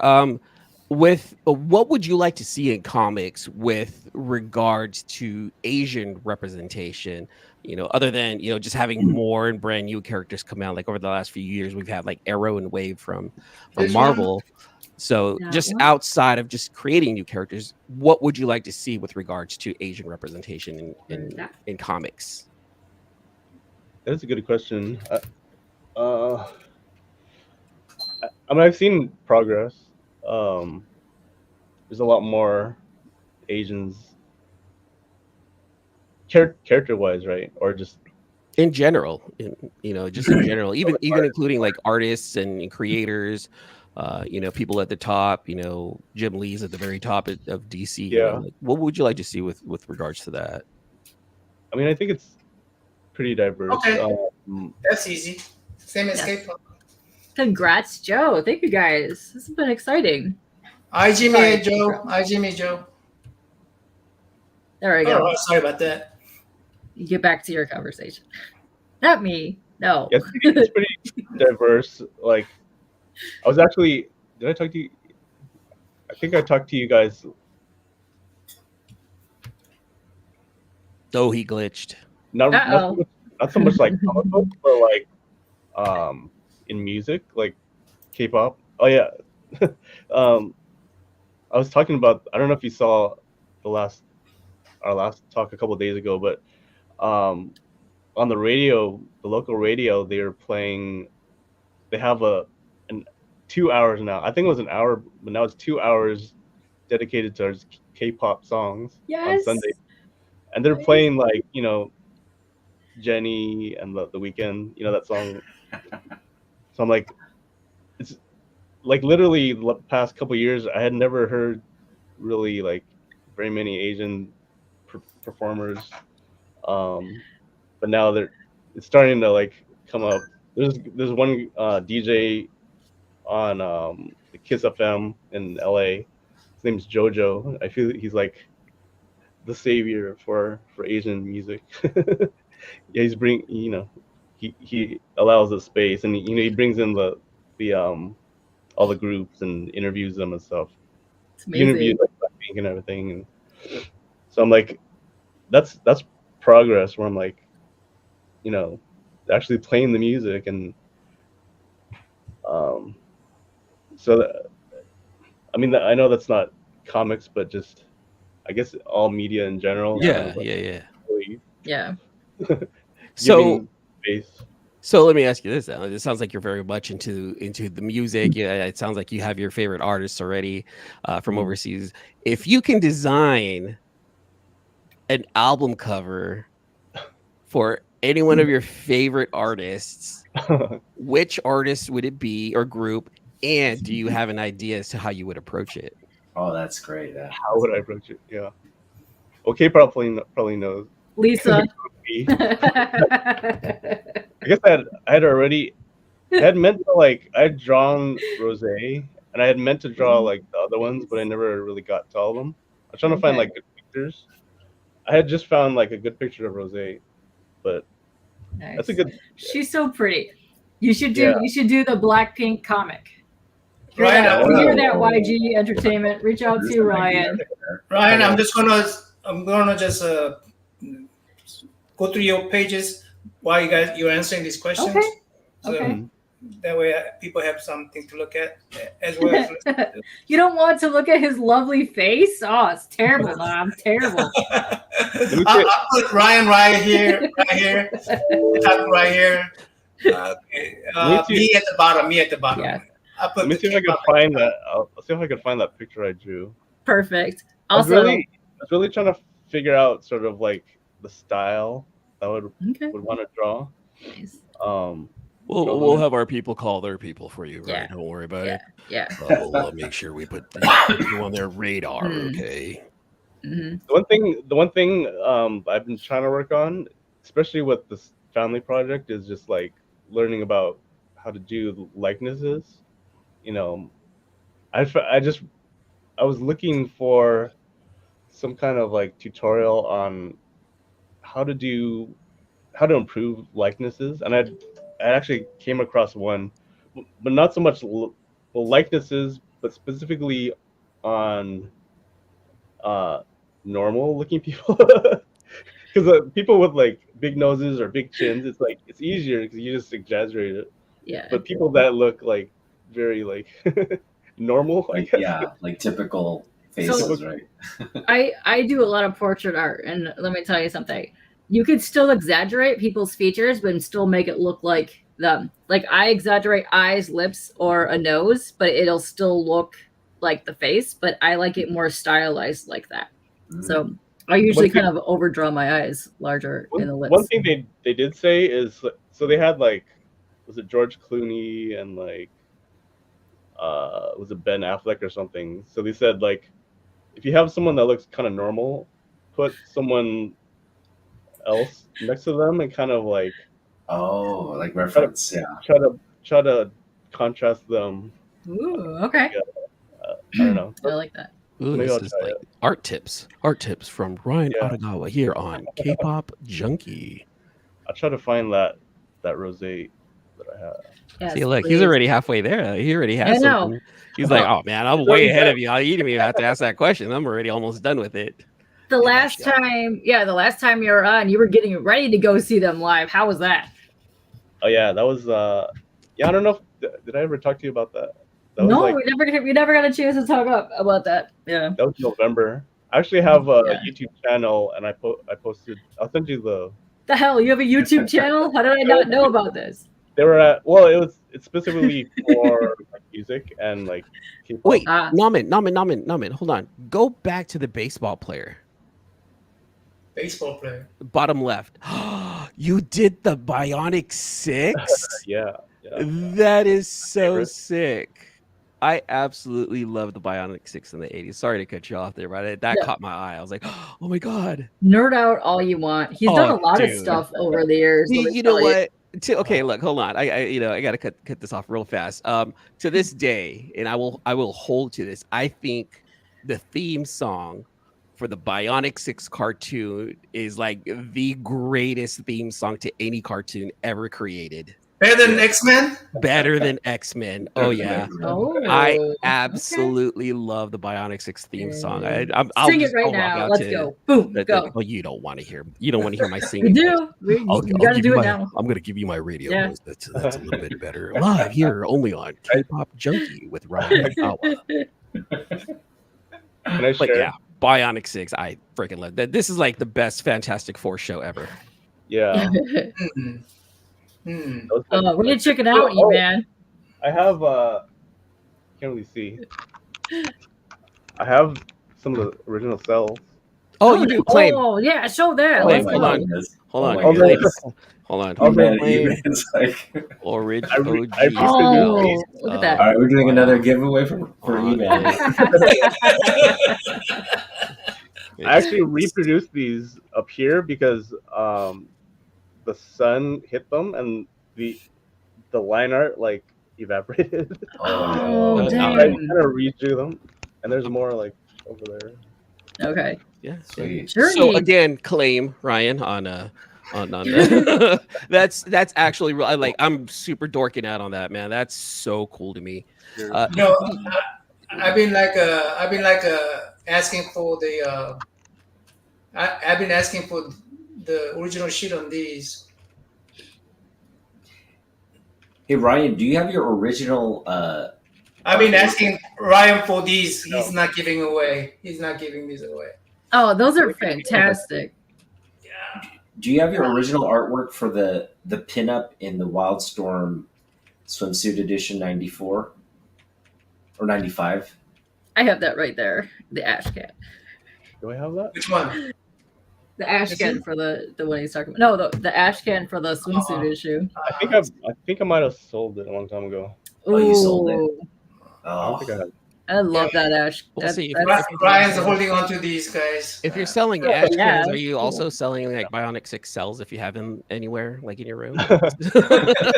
just out of curiosity, people in the chat need to know this, Ryan. That's why I'm bringing it up. He can recreate you one and sell you that for the same price. Just say it. Funny because if you look at this and I sell it to you, you would probably think that it was the original because ooh. I printed on acetate and then so printed transparent and then on the back I painted white. Okay, bidding starts at $10. I put the $10 in, and we're gonna go ahead and close the bidding. It goes to email. Fantastic, thank you, Ryan. Just kidding. Print it up. Well, that sounds like a cruel thing to do. Whatever CJ is saying, if it's true. I mean, they kind of. They're all kind of cyborgs, aren't they? Because when the Bionic 6 thing, you see like their there. robotic skeleton. Oh, that's sweet. I'll send you the theme song, CJ. Yeah, you check it out. You're not even singing it. No, you don't Oh, want man. this is not a voice for singing. This is a voice. There's been for 3 people that speaking. have requested it in the chat already. You share my screen, man. Huh? Share my For screen. what? Go to the next screen? Share No, my screen. share his screen. Ryan's screen. Down. Oh, okay, hold on. Oh, we can share other people's screens. I didn't even know that. Yes. Let me share. There's another one, right? Oh, there it is. That's him. He wants you to share his screen. There you go. There you go. Ooh, Oh, yes. Rose, yeah. Yes. There you go. Wow. Thanks. That's the one I did. I'd meant to do the other ones, but like I was trying to find good pictures of them. That's okay. You can keep doing more. Is Hey, this- Hal. What's up? Is this the folder that your wife is not supposed to see, Ryan? Because you're showing Katie's millions and millions of followers here a folder that's probably quite secret. I don't. And this one, these are like poses. Oh, I like their poses. That's cool. What's up, Hal? You gonna make Blackpink heroines? I was Do gonna it. do. Do I was it. gonna do a pinup of one of the Marvel characters. I forgot her name, but I was gonna do Jenny as that character. Oh, that'd be Like fun. Dazzler. Jenny as Dazzler. No, it was a one of the newer like K-pop characters. I forgot what they're called. That's pretty saucy, dude. Yeah. Love it. Again, I again, love again. it. We'll have our people contact their people Well, for you. Oh, we should do portrait day, and then we'll just work on like faces and stuff. Do like a art inspirational See, I was messing sketchy around poo with, day. like, Oh, look at Lisa. Nice. I did what's her name? They look so young. They're children. They're so, like, 20s. They look They're older now. Yeah, I mean, they've been around yeah. since They're what late 20s. 2016, right? yeah, So it's they're good. older. do in Awesome. South Korea, I know the boys have to go into the military. Do the girls have to do it too? No. No, For women, it's they could do voluntary. voluntarily though. Yeah. Okay. No, he does analog art. Yeah, a lot of the art I do is I like how digital. Norman answered for him. Mhm. I'm sorry. Go ahead, Ryan. A lot of the work I do is digital now. But I'll try to do for commissions and stuff. I do like traditional. Isn't this a traditional art right here? Yeah, that one is. I do like how you have this on your website where you do your art tools that you like. You have like a whole page dedicated to that. Nice. Yeah, I was trying to get into like the Amazon affiliate stuff. So this is colored by digital, right? Or is it actually digital. digital coloring? But He used crayons. I mean, he used crayons for the coloring Digital of that. crayon. Fantastic work with the crayons. Also, yeah, and so anybody that just joined, because I see a lot of people are just typing awesome and all these guys. Here's the link to his link tree. And you sneaky, you need to link me to your YouTube so I can go check out all your K-pop vids. Fun fact. I don't know if we talked about this last time, but did you know that Otaku was in a Drunken Tiger video? Oh dear. Yeah. Otaku, am I supposed to reveal that you are like a newscaster for Korea? No, you don't have to reveal anything. Hold on. So, are you telling me that we have two superstars on the panel tonight? We have Ryan no, and we no. have Otaku. Liquor shots, let's go, Drunken Tiger. Oh, It's like, for the love of God, Katie, stop bringing that up. Hi, Jason. I was nice and drunk in that Drunken Tiger video, by the way. Well, it was the video was Liquor Shots was the name of the song. So I guess that's a requirement. I'm wondering now, like, what kind of shots did you take? Like, was it like hard liquor, or was it like soju, or like what? I mean, we were now, taking all kinds. Soju will mess it was you shot up. it was not shot in an actual bar. Yeah, we were shooting the video in an actual bar, so they just got like bottles of stuff off and just because they wanted to set the mood, so they just had everybody just drink naturally, and it was they started this shoot at like 2 p.m. It ended around like midnight, so we're just drinking the entire shoot. So it was fun. Ryan, do you partake in the consumption of adult beverages? Once in a while. You know what I bought and took over to a friend's house? I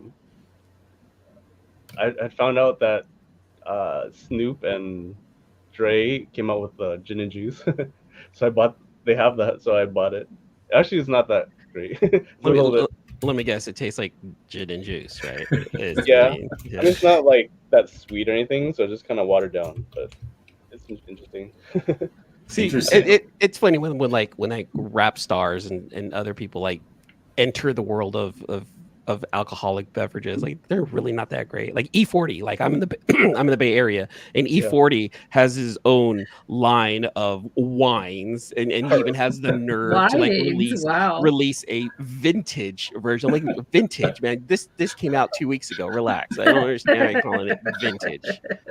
Calm down, wine. Earl. All right, it's not vintage. If you just started like 2 weeks ago. And all the people around here, it's all about that mango moscato. I'm like, calm down, relax. Wine is not supposed. That's not. We don't do that here. Ryan, what's your favorite Japanese dish? Ooh. Like your go-to at home, like something your family had quite often, or your favorite? I guess you could say like curry. I had that last night. Yummy. What was I gonna say? Like they'll have like sashimi sometimes. I make yeah, oyakudon. Oh, nice. Yeah, oyakudon, nice and Yeah. basic. Mhm. That's good. One of the things that my grandmother, that's in the story, that she always make is ochazuke. And if you know that was, it's just basically rice with tea, and then you put. Mhm. Yeah. She has this like it's like seaweed paste. Hmm. It's like I don't know if it'd be nasty to some people, but it tastes like really good. Don't worry about some people. It was good to Yeah. you. That's all that matters. Yeah. So shoot, share with But that's us. what I wondered. I mean, it looks so weird. You know how it's like some things are just like, oh my god, that's so crazy, but it's probably not the craziest thing, but it tastes good. I want in on this conversation. I know you didn't ask me, but my favorite Japanese dish is okonomiyaki, which is that Oh, yeah. pancake. Oh, Mm. dude, Yeah. I love it so much. I learned how to make it from a white guy. Like it was Oh, crazy. Like, I don't care. Like your style of Sounds doing it. I'm super gonna- traditional. I- Like, yeah. Though you know what, it ended up being pretty traditional. Yeah, there was a lot of Nice. techniques Okay. that he used. I'm like that. I'm pretty sure they don't use a smoker like that in Japan to cook the. Smoker. Yeah, Yeah, it's usually pan fried, right? It's like No, well, it was like it was what's the soup, the dashi. He used a smoker to like smoke up the dashi. I'm like, Ooh. relax, homie. Wow, This fancy. is like. That's fancy. But I ended up learning how to make okonomiyaki. I'm like, yeah, anytime like I get a craving, I don't have to go to San Nice. Francisco anymore. I'm like, I could make it over here. Yeah, I don't know. Yeah. If it was, I don't know if it was the first time or second time that I went to Japan, and that was the first time I had the okonomiyaki, and there was kind of a building, and you go upstairs, and I think there was several different like places that do it, and you know they have the grill, so it's just like a grill, and then it's like you just sit there, and then they do it in front of you. Yeah, that's so cool. I love it. That's fun. Yeah. So when you go back to Japan in March next year, Ryan, like what's the one thing you're running to? Like you're like, I landed, I need to go here. You know, Obviously, I really Kirby. I wanted to see that the Gundam one, but I think they closed it, right? Yeah, they just closed it. I actually saw a picture of it. It's like all it's just all framed now. I'm like, oh, it's so sad. Don't they have like another one? The one that moves, or the Yeah. one that The one that moves. the one that moves? They closed. They closed it down. They're tearing it apart now. Oh, Sad. jeez. I want I to think see we that. might be going on a tour, so I don't know Oh. how much we can kind of go out too much, but I definitely want to go to like Hiroshima. Mm. I went when I was in 1990, but Oh, by the way, is this Grandpa Rocket? The storyboard you made? yeah, Okay. Rocket Raccoon. It's kind of like a Scotty Young style. Mm-hmm. It was That's awesome. there was like a few episodes that were kind of more experimental sort of takes of them. Ooh. Ooh. That's Yeah, so- awesome. I got no. So I say, because CJ wanted to know about storyboarding that you did. So, what was your question before Otaku-yan? You want Ryan to name his favorite Asian artist? Well, yeah, I think we kind of covered it. Well, not really. I mean, we know you like Jim Lee, but is there any other contemporary colleague that you would, or somebody before your time, who you kind of draw inspiration from, Asian American artist or writer? Well, lately, especially because I think I probably learned about her from you, is Peach Momoko. Mm. Peach Momoko, yeah. Yeah, I met her and her husband in Italy when we went last year. Yeah, Ooh. that's right. Comic-Con. Was that Lake Como? Yeah, Lake Como. Yeah, Ooh, that's a fancy one right there. yeah. I like her stuff. She's incredible. Do you wanna be able to do like a watercolor and stuff? Yeah, I actually bought like a set. Oh, you got a watercolor too? I bought like a set. Oh man. Watercolors, let's go. So what was that engagement like when you met Peach? Did you what did you talk about? we probably didn't talk like that long because I mean, her husband's there too, so we probably just kind of like all. Did you bust out some Japanese? Like, No, I don't know that much. It would just be like them talking more, and then I'm like, that's all I know. But I saw them. As I was leaving at San Diego. I think last year or it's last year, mhm. and they were like crossing the street. I'm like, oh hey, you know. Tell her to respond to my emails, please. Well, you're actually you have to have the husband respond, right? And he's the one that kind of like does all that work for her. Ryan, I try to use your name. I dropped your name with the mic rail. He recognized you. He I mean, he remembers you and everything, but he will not give me a deal. Deal? Aw. What kind of deal? Oh no, I'm charging like $20 for signature and stuff. Oh, okay.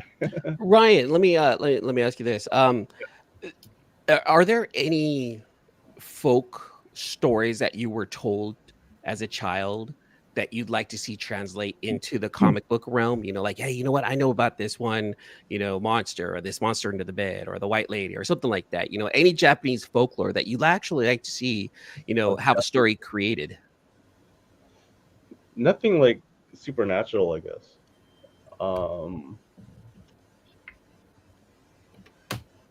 Yeah. I mean, my parents aren't necessarily like just supernatural, superstitious, whatever. But I don't know. I don't know about that. But I'm just thinking like kind of going back to my family story.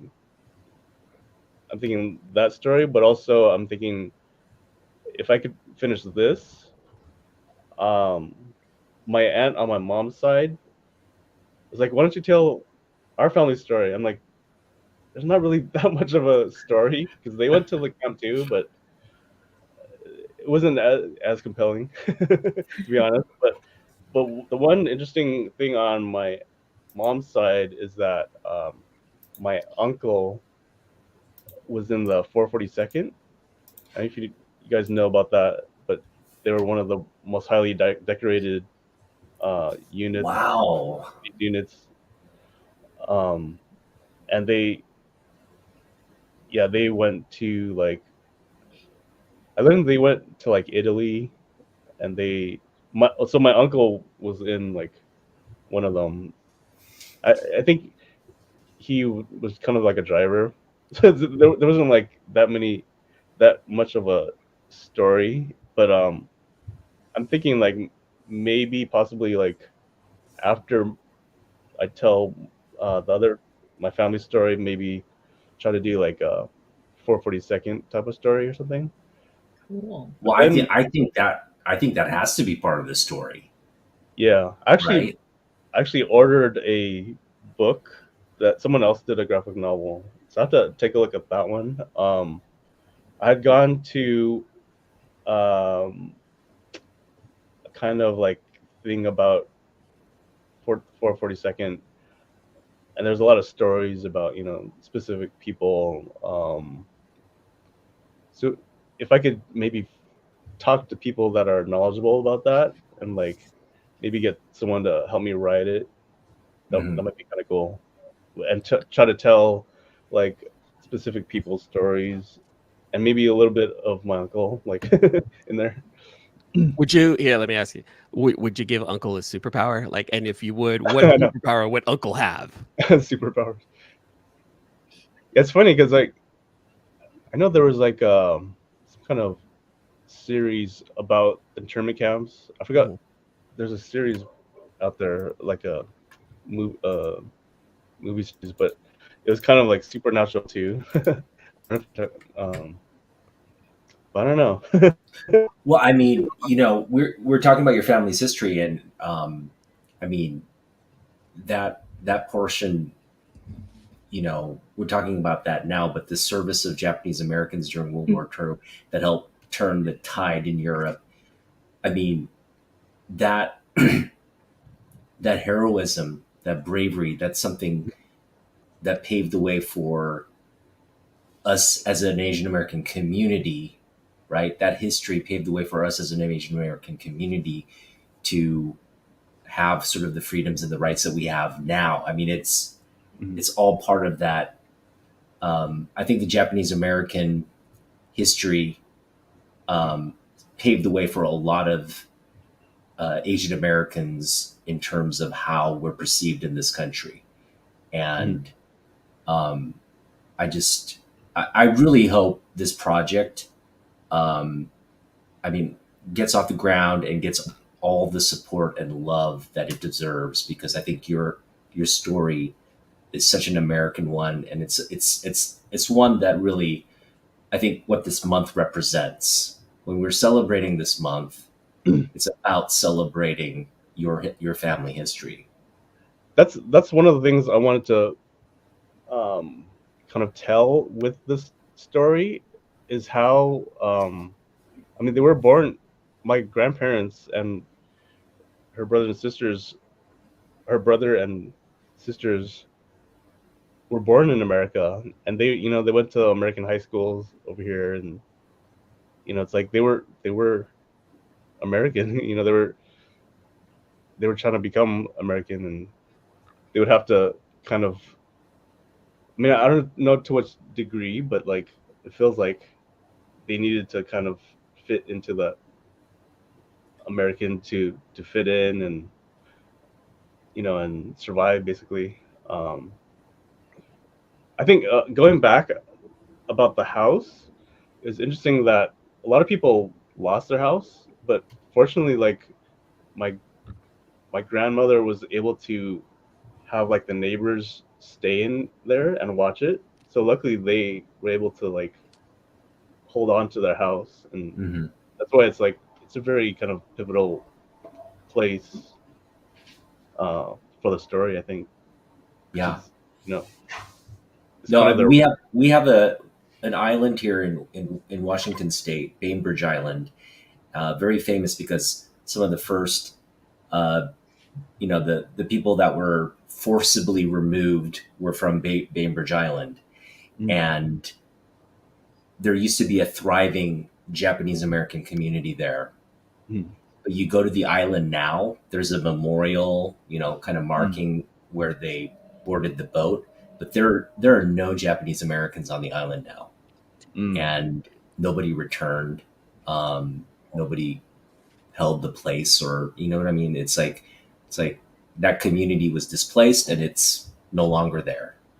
So there's these, there's these outcomes that are really shameful for, I think, pockets of American communities where there was a thriving Japanese American community there, and then no longer.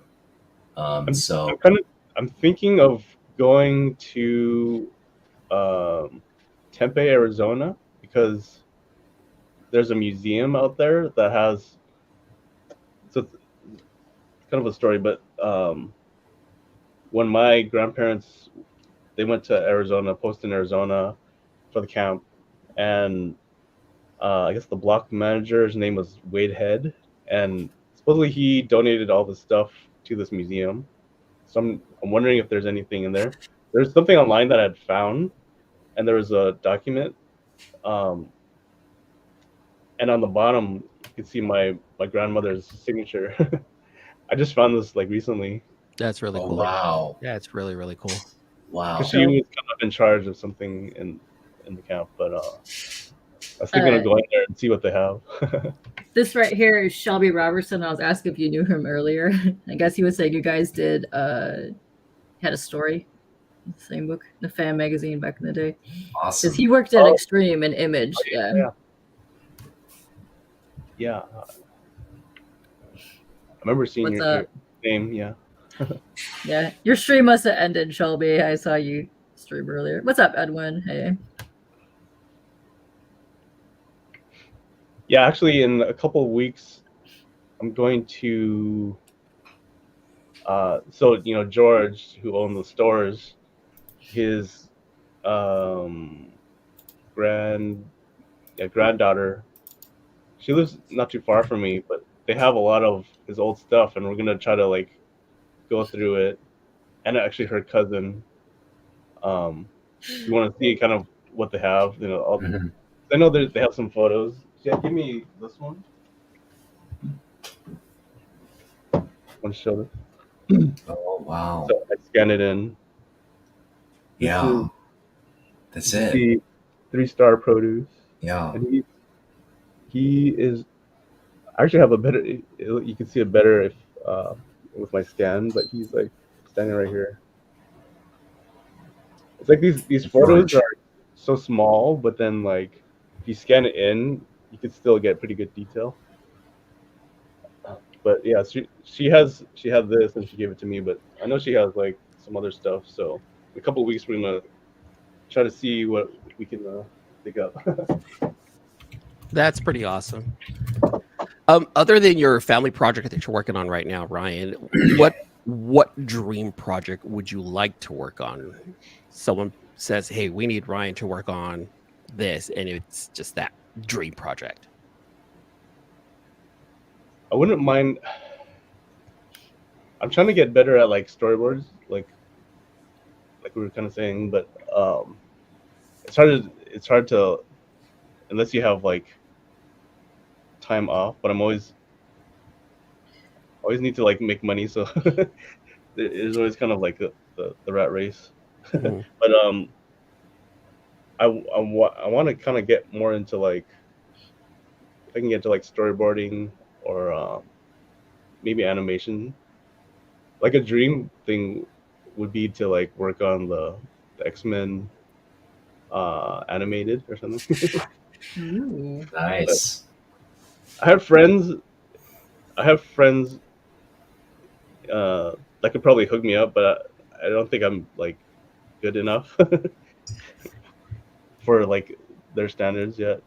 But All you need is the foot in the door, Ryan. All you need is the foot in the door, you know, and then you Yeah. start. Never heard about promoting, start- OJT, Ryan? and the sample.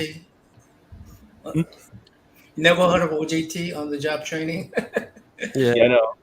Well, if I can, I mean, with the Ultimate Spider-Man, I had got my foot in the door, but then it just kind of like went off, and then just with the past couple of years, it's been harder to get work. There's a lot of, I mean, for like storyboards, they've been kind of consolidating the studios and like a lot less work. Hopefully, it turns around. Did you hear But- that, Kevin Feige? We have a wonderful artist right here who's willing to work on Yeah. X-Men animated. I'll have my people contact Kevin Feige for you, Ryan. We'll make this work for you.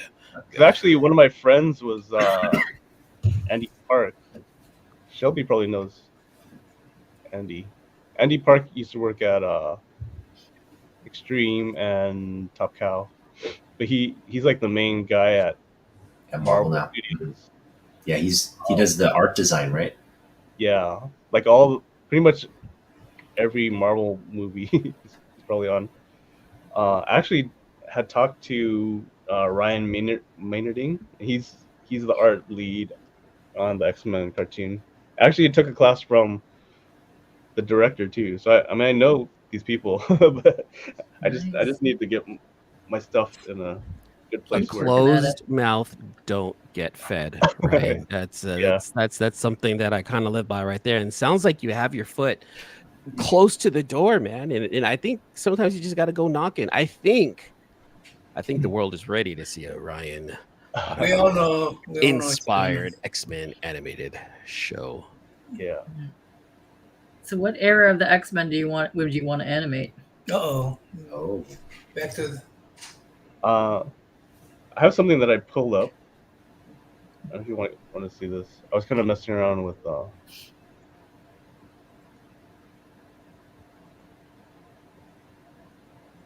Oh, ouch! Figure. Ooh. This is kind of like Mohawk Storm, Psylocke. Savage Lands. Let's go! Savage Land Yeah. thing with like, what if they Nice. were in the Savage Land too? I want to see that. I love Savage Land. Savage Land's the best. The old Dang, one. that's dope. That is What's so Savage dope. Land? What? I asked the question. Do not shame me, Katie. Do not shame me. You know the image, okay? It was even they homaged it on Gen 13, okay, with Fairchild. You know the cover. You know the cover. I'll pull it up right now and show you. You know this cover. Oh yeah. You know Savage Land Rogue. Best. Have you guys been watching? Wait, who's watching? Yeah, I was about to tell this. Who's watching X-Men 97? Oh, I am. They I've actually not have seen it yet. I finished. I don't have a subscription, so I can't watch it. Oh, it's terrible. Don't worry about it. You're not missing it. Oh, it's okay. But I do want to watch it though. Oh, yeah, nice. you should watch it. It's fabulous. The era that I started. Oh yeah, Jeff. Oh, Yeah, Jeff Matsuda Jeff. was I met him. badass. Oh, you met Jeff like Matsuda? A long time ago. I don't know if he remembers me or not. Just drop Oh. Shelby's name. He'll be like, oh yeah, okay, come on my team now. I just introduced myself to Todd Knock recently too, at Comic-Con. I always say like, "Oh, I'm your image cousin from Wildstorm." No, but I started when I started collecting comics. It was like the Inferno era, Mm-hmm. and they're actually doing that right now on the cartoon. Yep. I mean, they're kind of covering a lot of eras in the 97. Yeah, like Long Shot. Well, Mhm. they had Mojo, and they had Long Shot in the Mojo's intro. my favorite. They Mojo's never. awesome. I don't think they had Long Shot in the cartoon yet. No.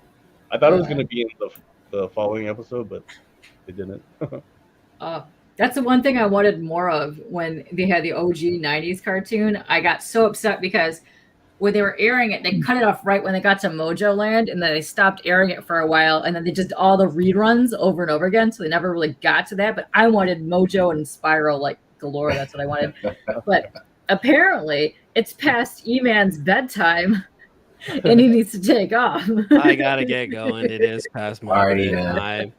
Thank you guys, Ryan. It was great talking to you, man. Yeah. Well, And, E-Man, we're going to have you back on as well, and we're going to Yeah. do a deep dive with you as well. So we'll see you back on here. Ooh. but be gentle, Everybody. okay? It's We're gonna my go first deep time, with E-Man? all right? Yeah, look, Can you type on E-Man? I don't know, man. Look, Can I'm we 40 survive that? I'm 46. I'm not sure if I can handle a deep dive. You know, okay, but I mean, hair nemesis. Share nemesis. Well, thanks for having me on, you guys. Ryan, you take it easy, and man, knock on those doors, man. I think you got it. Okay. Yeah. Yeah, he definitely has it. Good night, guys. All right, Nice, man. Yeah. Also, what's up, Ray? How are you guys doing? Yeah. I just linked E-Man's channel in the chat. Oh, okay, there you go. So we have a lot of people coming because Shelby was streaming earlier and he just ended. So I have a feeling everybody's just hopping in here now after Shelby's stream. So if you guys don't know, this right here is Ryan Odagawa. I think I'm pointing in the right area. This here is Otaku. Yeah, there you go. There's Ryan right there. There he is. That's Otaku. Hi, Otaku. And show your lovely face, Nam. There's Namin. Hi, Namin. Hi. It's me. Remember the Brady Bunch? Yeah. Yeah. But yeah, so how many years have you guys been doing the AAPI month? Yeah, this is our third year. Third year? Wow. Yeah. Okay. And I feel like it's just fun. It's one of those times like I look forward to in the year because we get to just hang out with so many cool people, and people are they're like, creators are really wanting to like talk about the community and just tell our stories and have people feature themselves, obviously, because the focus is on our community, just kind of feature themselves. So it's fun to just chat with Ryan, especially on a project like this that's just so, I don't know, I just feel like it encompasses everything this month is about. And No, I'm sorry to interrupt. Sorry. Go ahead. Go ahead. No, go ahead. Anyway, it's I mean, Ryan said it. I mean, if he doesn't tell the story is lost. Mhm. forever Very gone. true. Yeah. Absolutely. Dead, you know. So this Yeah. is one way of immortalizing our ancestors, right? That's Anyway. that's one of my main motivations, but also it's timely because there's only 3 people that are remaining from that time, which is my 2 aunts and my uncle. And that uncle, Uncle Jerry, actually I'd never met him, but I Zoom called him. um, he had moved to like he's actually in Seattle or close to Seattle, but Oh wow. uh, yeah, there have been kind of I don't know what it is, like some weird stuff maybe with his wife and like the family. I don't know if there was some kind of drama, but she had passed away. She just had passed away recently. So I don't know. Maybe we're trying to see if we can kind of get back and bring him back in into communication with some of the relatives. Mhm. But the main motivation now is to like get it done while they're still alive too, Yeah. because they're they're the end of the story. And you're getting a lot of like input from them as well. Like you're involving them in the project. Yeah. So my mom, I had paid for like a month of Zoom, like so you could record, not without it kicking you off after like 40 minutes. And then my mom's like, oh, I pay for it like every month because she had to, she uses it. But so I'm using her account, and then I was like, I just wrote down like questions for all of them, and then I'd interview them, and then time would go on, and then all these newer questions came up, so I'd interview them again. So I interviewed them like twice, and I interviewed my um, aunt and different relatives and stuff like that. The, I keep on getting all these new stories, and it gets more interesting because like literally I find like new stuff. Did It's funny 'cause- anybody keep a journal or like a written record of their time? not so much, but one of the relatives, Sam's kids, they they found this, which is my uncle's Oh, cool. album. Wow. It has like, so he had gone to Japan in 1932. He says, and that's the ship. Man, look at all those things you have to draw. I know. Here, let's see, if I can find them. So this is him right here, Nice. Uncle Sam, and supposedly, he had met his wife. That see right here. Yeah. He met her on the way back. Oh no way. Wow. But she was like 17, but like they just got kind of met, Oh. and I guess they kind of went their own ways. This was like, so it's 1932, and then 1938, Sam took my great grandfather back to Hiroshima, and Uncle Sam ran into her again, and that's how they met, and then they had kids and stuff. No way. Ryan, go watch that movie called American Pop. It's animation, Mhm. musical animation. But I see that kind of vibe on your story. Really? So, I'll have to watch it. yeah. That's interesting. I guess like the Japanese Olympic team at that time was on the same ship and stuff like that. Wow. She passed up all those Olympians and Hawaii. went with your ancestor. Yeah, I know. Which Awesome says, no boat, no Ryan, maybe. Oh, exactly. But that was my uncle though. That was his uncle. So if you ever time travel, there's only this one boat trip miss. What? So Then you mentioned your aunt was an artist, or she is an artist. Yeah. Have you talked to her about like what's her uh, thoughts about your career, about your work? Have you been able to talk to her and share? I'd never ever Um, met her. Well, oh, she died in 77. I was born in 75. So I guess oh, there's probably a 2-year window where we technically oh, met. But She might have um, changed your diapers. You don't know. actually, okay, so this is interesting. The same cousins that I'm going to see Uncle George's stuff, hmm, they actually had a whole bunch of 8mm film, Ooh.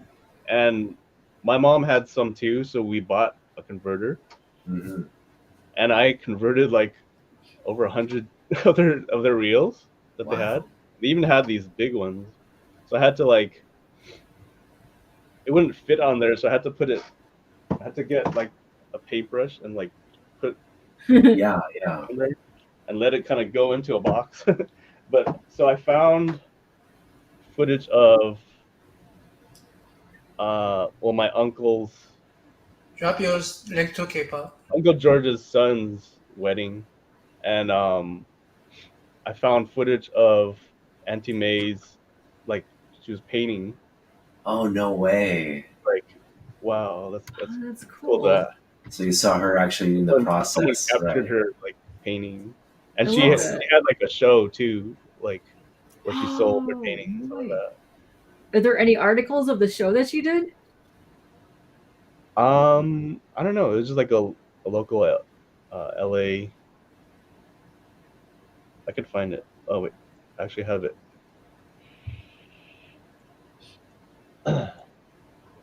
Let me find it. Hold on.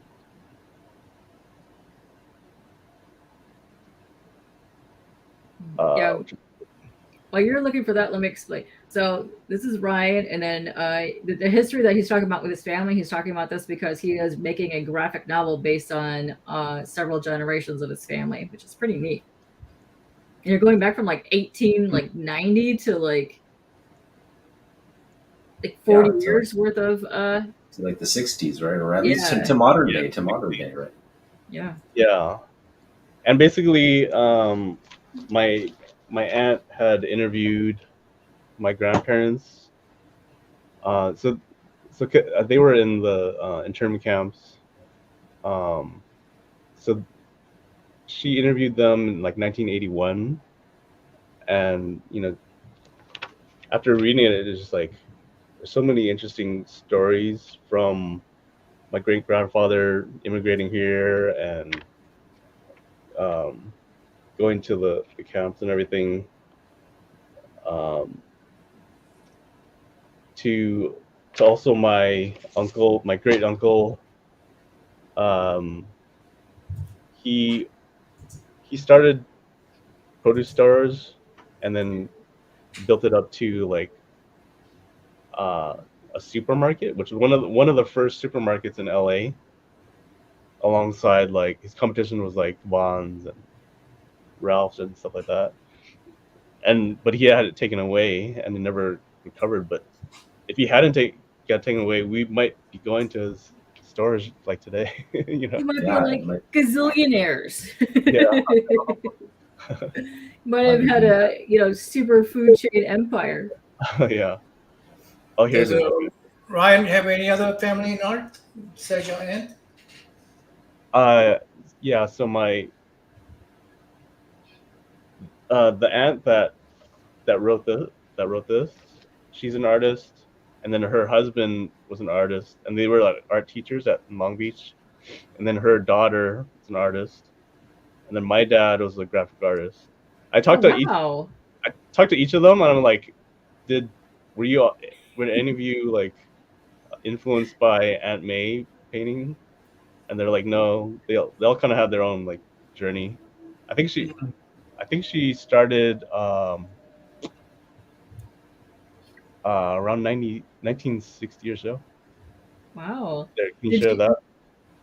Did you ever talk to them to see if any other of the surviving family members would want to do like an art piece for the back of your graphic novel? That's Oh, awesome. them. Yeah. I don't know. That it's all kind of like different styles. But or that'd be different, fun to see different styles though, just because it's your family members would tie it all in. yeah. Well, my dad did more like graphic design. Not really like. I guess my aunt. Whoa. Yeah, this is Holy cow. her daughter. Mm. Supposedly they still have this horse, but I think one of the dogs broke it or something. Oh Or no. off the nose or something like that. Cool. So, which one influenced you most? You say? Did you say that, or did I miss that? Influenced the most. Which So one? there- Of your artist family? So that's my You aunt say May. you have a more different style, but I mean, they didn't stop you from going into art, right? Not like No, it's just like different style. My aunt that wrote this, she has a very. It's more. It's not like the same kind of thing. I don't know how to explain it. More like display, like, kind of. How would you explain it? Like art with kind of a message. So it's just like kind of abstract and kind of like. It's not like painting per se. Yeah, so it's not like any of them are like comic book type of artists or kind of like illustrators. So who are we looking at here in your aunt's arms? So that's Aunt May, Uh-huh. and then the one that was painting right here. No, is- the little baby. The little baby. well, you were hoping that was Ryan. I'll go back. This is Aunt May with her painting that Uh-huh. she's. And then this That little is guy. this is her grandson, Keith. Okay. He's the older one. Keith. Those little jumpers. Yeah, these are like. There's my. This is my grandma. That's Mhm. my Aunt May. Oh wow. There's Wow. another video. There's another video with. I guess another important. Let's see. The art show. This is the Those cousin that dresses. lives close to me that we're gonna Wow. go through her stuff. Nice. See if I could find. If I put it. Yeah, see, this is my grandparents' house, the one that I showed you, Hmm. Oh, the model one. the garage. It's kind of blown out here. This is wonderful stuff. It's so nice to just see everybody so happy. Yeah, but I mean, look how like good quality this is. Yeah. I mean, Yeah. it's from that old. Hmm. Like I converted it. When did you convert it? Like how long ago was that? Just like is it earlier this year. Wait, Oh wow. So 6 that months. lasted a long time, yeah. This is my dad back here. Oh, you have this up on YouTube. Okay, cool. Yeah. Yeah, but I think it's unlisted. Oh, okay. This is the inside of my. Look at the milk carton. Look at just the graphics on that milk carton. Amazing. Obviously, he hasn't, right? You can. That's it. This is my Uncle Sam. How I was saying that he met her Oh met- yeah. wife. This is her. She had died early too. Oh, Oh, no. I forgot what condition she had. This is my Aunt May. Why didn't you learn Japanese? Oh, what? Why didn't you learn Japanese? Why didn't I? Yeah.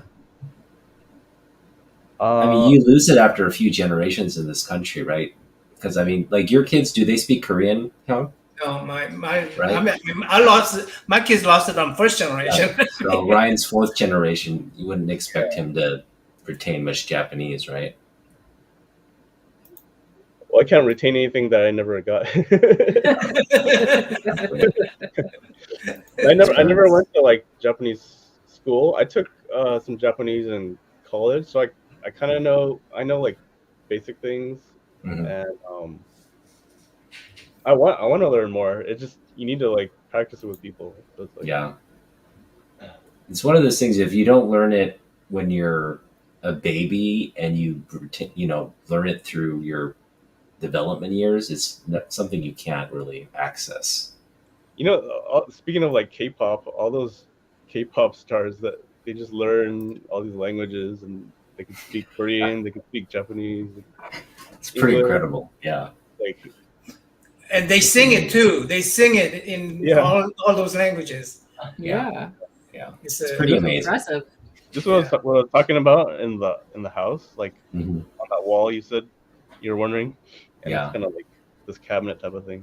This is the That's kitchen. awesome. Well, I mean, you've got so much material to really like draw from and really make this so personal and intimate. I mean, it's going to be really fun to watch this come together. I'm just glad you can share this with us. Really, Yeah. so thankful. I'm really excited when K-pop promote you on our channel on one of those Kickstarters. Yeah. And how much are you estimating some project like this will cost? K-pop and Ryan, either one of you guys?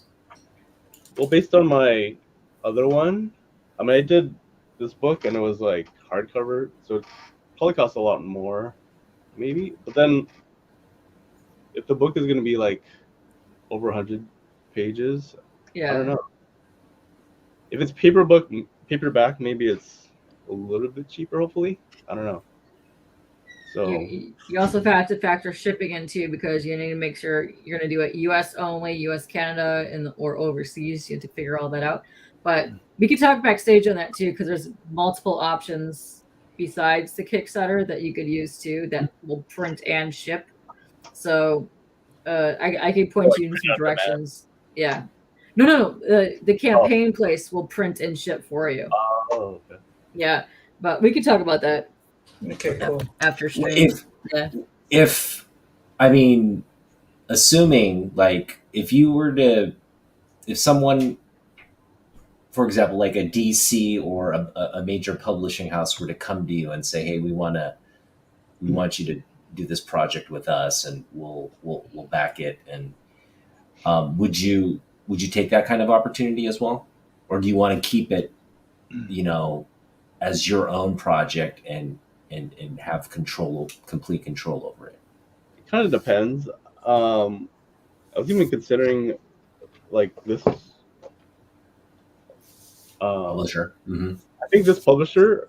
I think it's an imprint of IDW, which I actually worked for, because they were an offshoot of Wildstorm. Yeah. I was working for them. I probably would have been working for IDW back then, but I decided to go a different route a little bit. But although I think there's different owners now, so that's like one option. I was kind of thinking, so after it was all like printed, I was thinking of, if I could, I would probably give some books out to some people. I'm like, should I give it to Jim Lee? No, I think he means like someone that could have influence on his books. Influence. I'm like, Tamlin Tomita, if I could get to her, if I could get it to like George Takei, maybe. Yeah. Stan Sakai. Not that he would, but he's Japanese. But I was thinking of like maybe giving it to, or even, I don't know, maybe even before it's published too. But I don't know. We'll see. Cool. Yeah. Cool. Hey, Hey, let's wrap this up, and let's also promote our next event. Okay. So the next one we got scheduled is Coming this weekend, right? it 7th? Yeah, 7th. Yes. But we may have something in between. We don't know because we're talking to like Bernard Chang and Eddie. Chris, couple people. Yeah, so we're talking to these people, so they may jump in there in between now and 7th. But John Boy Myers coming on 7th for sure. So and hopefully most of this crew and plus E-Man and plus Jeff from Cantonese Comics, all those who are we'll gang up on John Boy Myers and that's hopefully that's on 7th. So Yeah. and Hey, what else? Katie, are you gonna be there for John Boy? I'll be there for all of them if you guys want Awesome. me to. That's fine with me. Yes. Cool. Yes, Um, please. John Boy's is going to be at night, same time, or like 7 p.m. 7 East, p.m., I think. Yeah. 7 p.m. PST time. I mean Pacific time. So Yeah. it's a An 10 hour o'clock. earlier. Yeah, Huh? it's an hour Is it- earlier than this. Yeah, 1 hour Oh, earlier. yeah. 10 o'clock at the East Coast, 7 p.m. West Coast, Mhm. and anywhere in between. But Yeah. Ryan's hosting too, right? Ryan, are you? If you can. yeah, jump Ryan's on. coming too. Yeah, Ryan's coming on too. Okay. I'm encouraging Ryan to come on because I want him to network with other artists as well. And I'm encouraging any artist to come on and network with each other. And hopefully, I would like to have a final show at May 31st where all the artists will come in and we can just all network. Yeah, that'd be fun. Jim That would be Lee. awesome. Oh, yeah, we'll get Jim Lee in here. Yeah. You know, Hashtag Jim Lee hey, we reached and out all to Jim these Lee. things. He's busy, but there's still an opportunity he could join. So You might Yes. jump on for 5 minutes. We We don't got know. back to you. if you're Yeah. listening, we're Yeah. waiting for you to respond. Did you get back to you? He got back. Wait, he got back to you or no? No. No. he didn't. We I can think make he's it a little- happen. he's a We can little make it busy. happen. Everybody in chat, go tag him Yeah, right seriously. now. Go to his Instagram and say, hey, when are you going to respond to Otaku? Yeah. Hopefully. Taco has made 47 videos in the past month about Jim Lee. Go. I think that's over 100. I said the last month. I didn't say a couple of months. No, I hope Alright, that well. happens for you. I really do hope that Yeah, happens. I mean, wouldn't that be awesome? Yeah. Before we go, Ryan, do you have any other upcoming appearances that you want to talk about or cons or anything? I think I just have San Diego in July. Actually, well, I was gonna. Well, I know Don Ho from that was going to the comic bug. Yeah, but I I'll have show a that. wedding, I'll show that again too. But, I have a wedding to go to this weekend, so wedding, nice. Wedding on Free Comic Book Day. They better be dressed up as Star Wars characters. I'm telling you. it's funny. They're kind of nerds. Cool. Nerds. Dress up as a Princess Leia and you could marry as a Princess Leia. There you go. We all dream about that, yes. Nice. Here, let me see. Let me share my screen one more time. I'm gonna show off the Sure. comic book thing again. And why does it always do that? Let me just do this.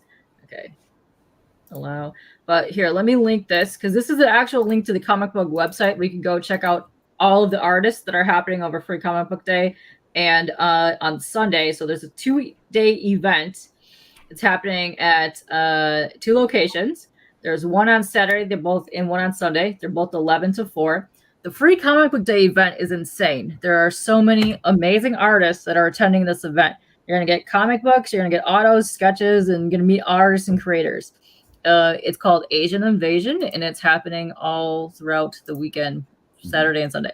So where'd my picture go? There it goes. So look at David Mack is going to be there. David Papose is going to be there. All kinds of peeps. But my homegirl Christy is also there. Christy's going to be on. She's going to be on, right? Yeah.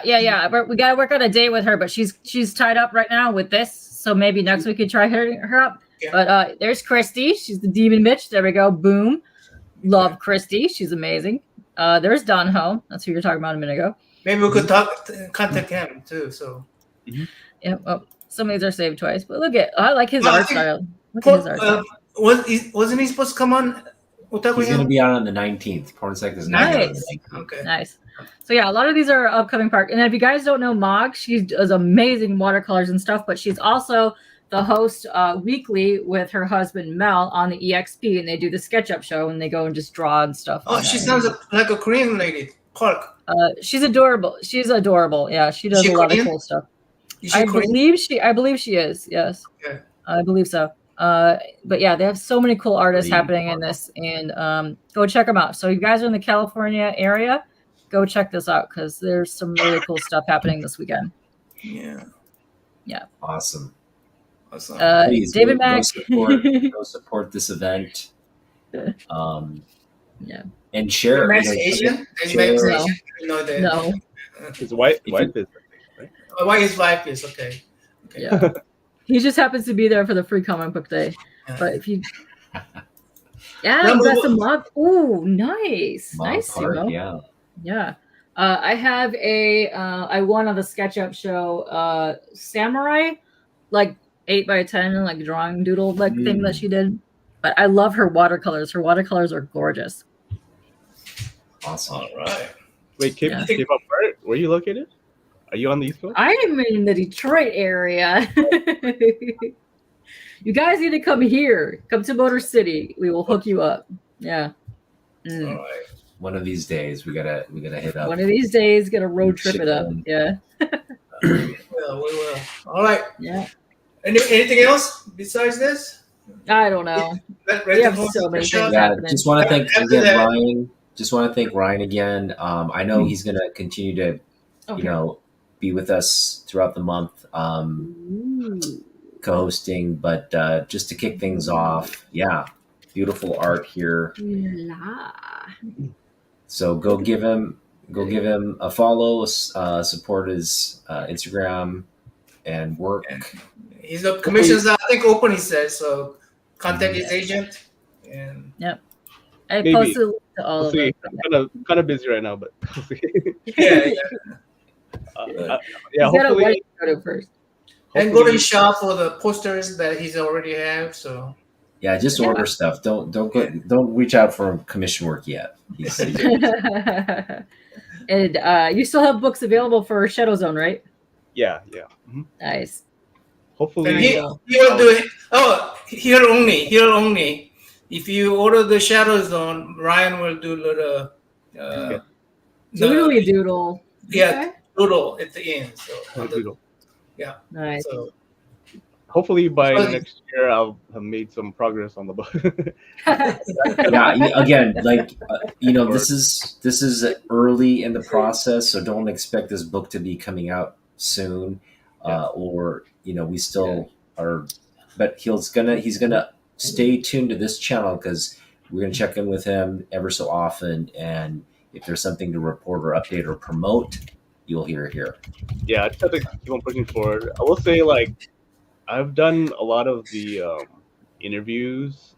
So I've gotten a lot of that done, and like I said, going to my cousins to look at some of the old pictures and stuff they have pretty soon, and a couple other things. But I am in the process of writing. I've been compiling the timeline and just putting everything, and then starting to write out sections, and then as you saw earlier, character design and stuff like that. So it's getting It's coming there. together. Yep. Stuff just coming together. doing the layouts and everything, but yeah, it's getting there. Yeah. all right. Okay. Thanks everybody. Thanks in the chat for having patience with me, guys. I appreciate the panel. Everybody appreciate you. And Yeah. bye-bye. Bye. Doing, Oh yeah. Do the K-pop hearts. There we go. Oh yeah. Ooh, there we go.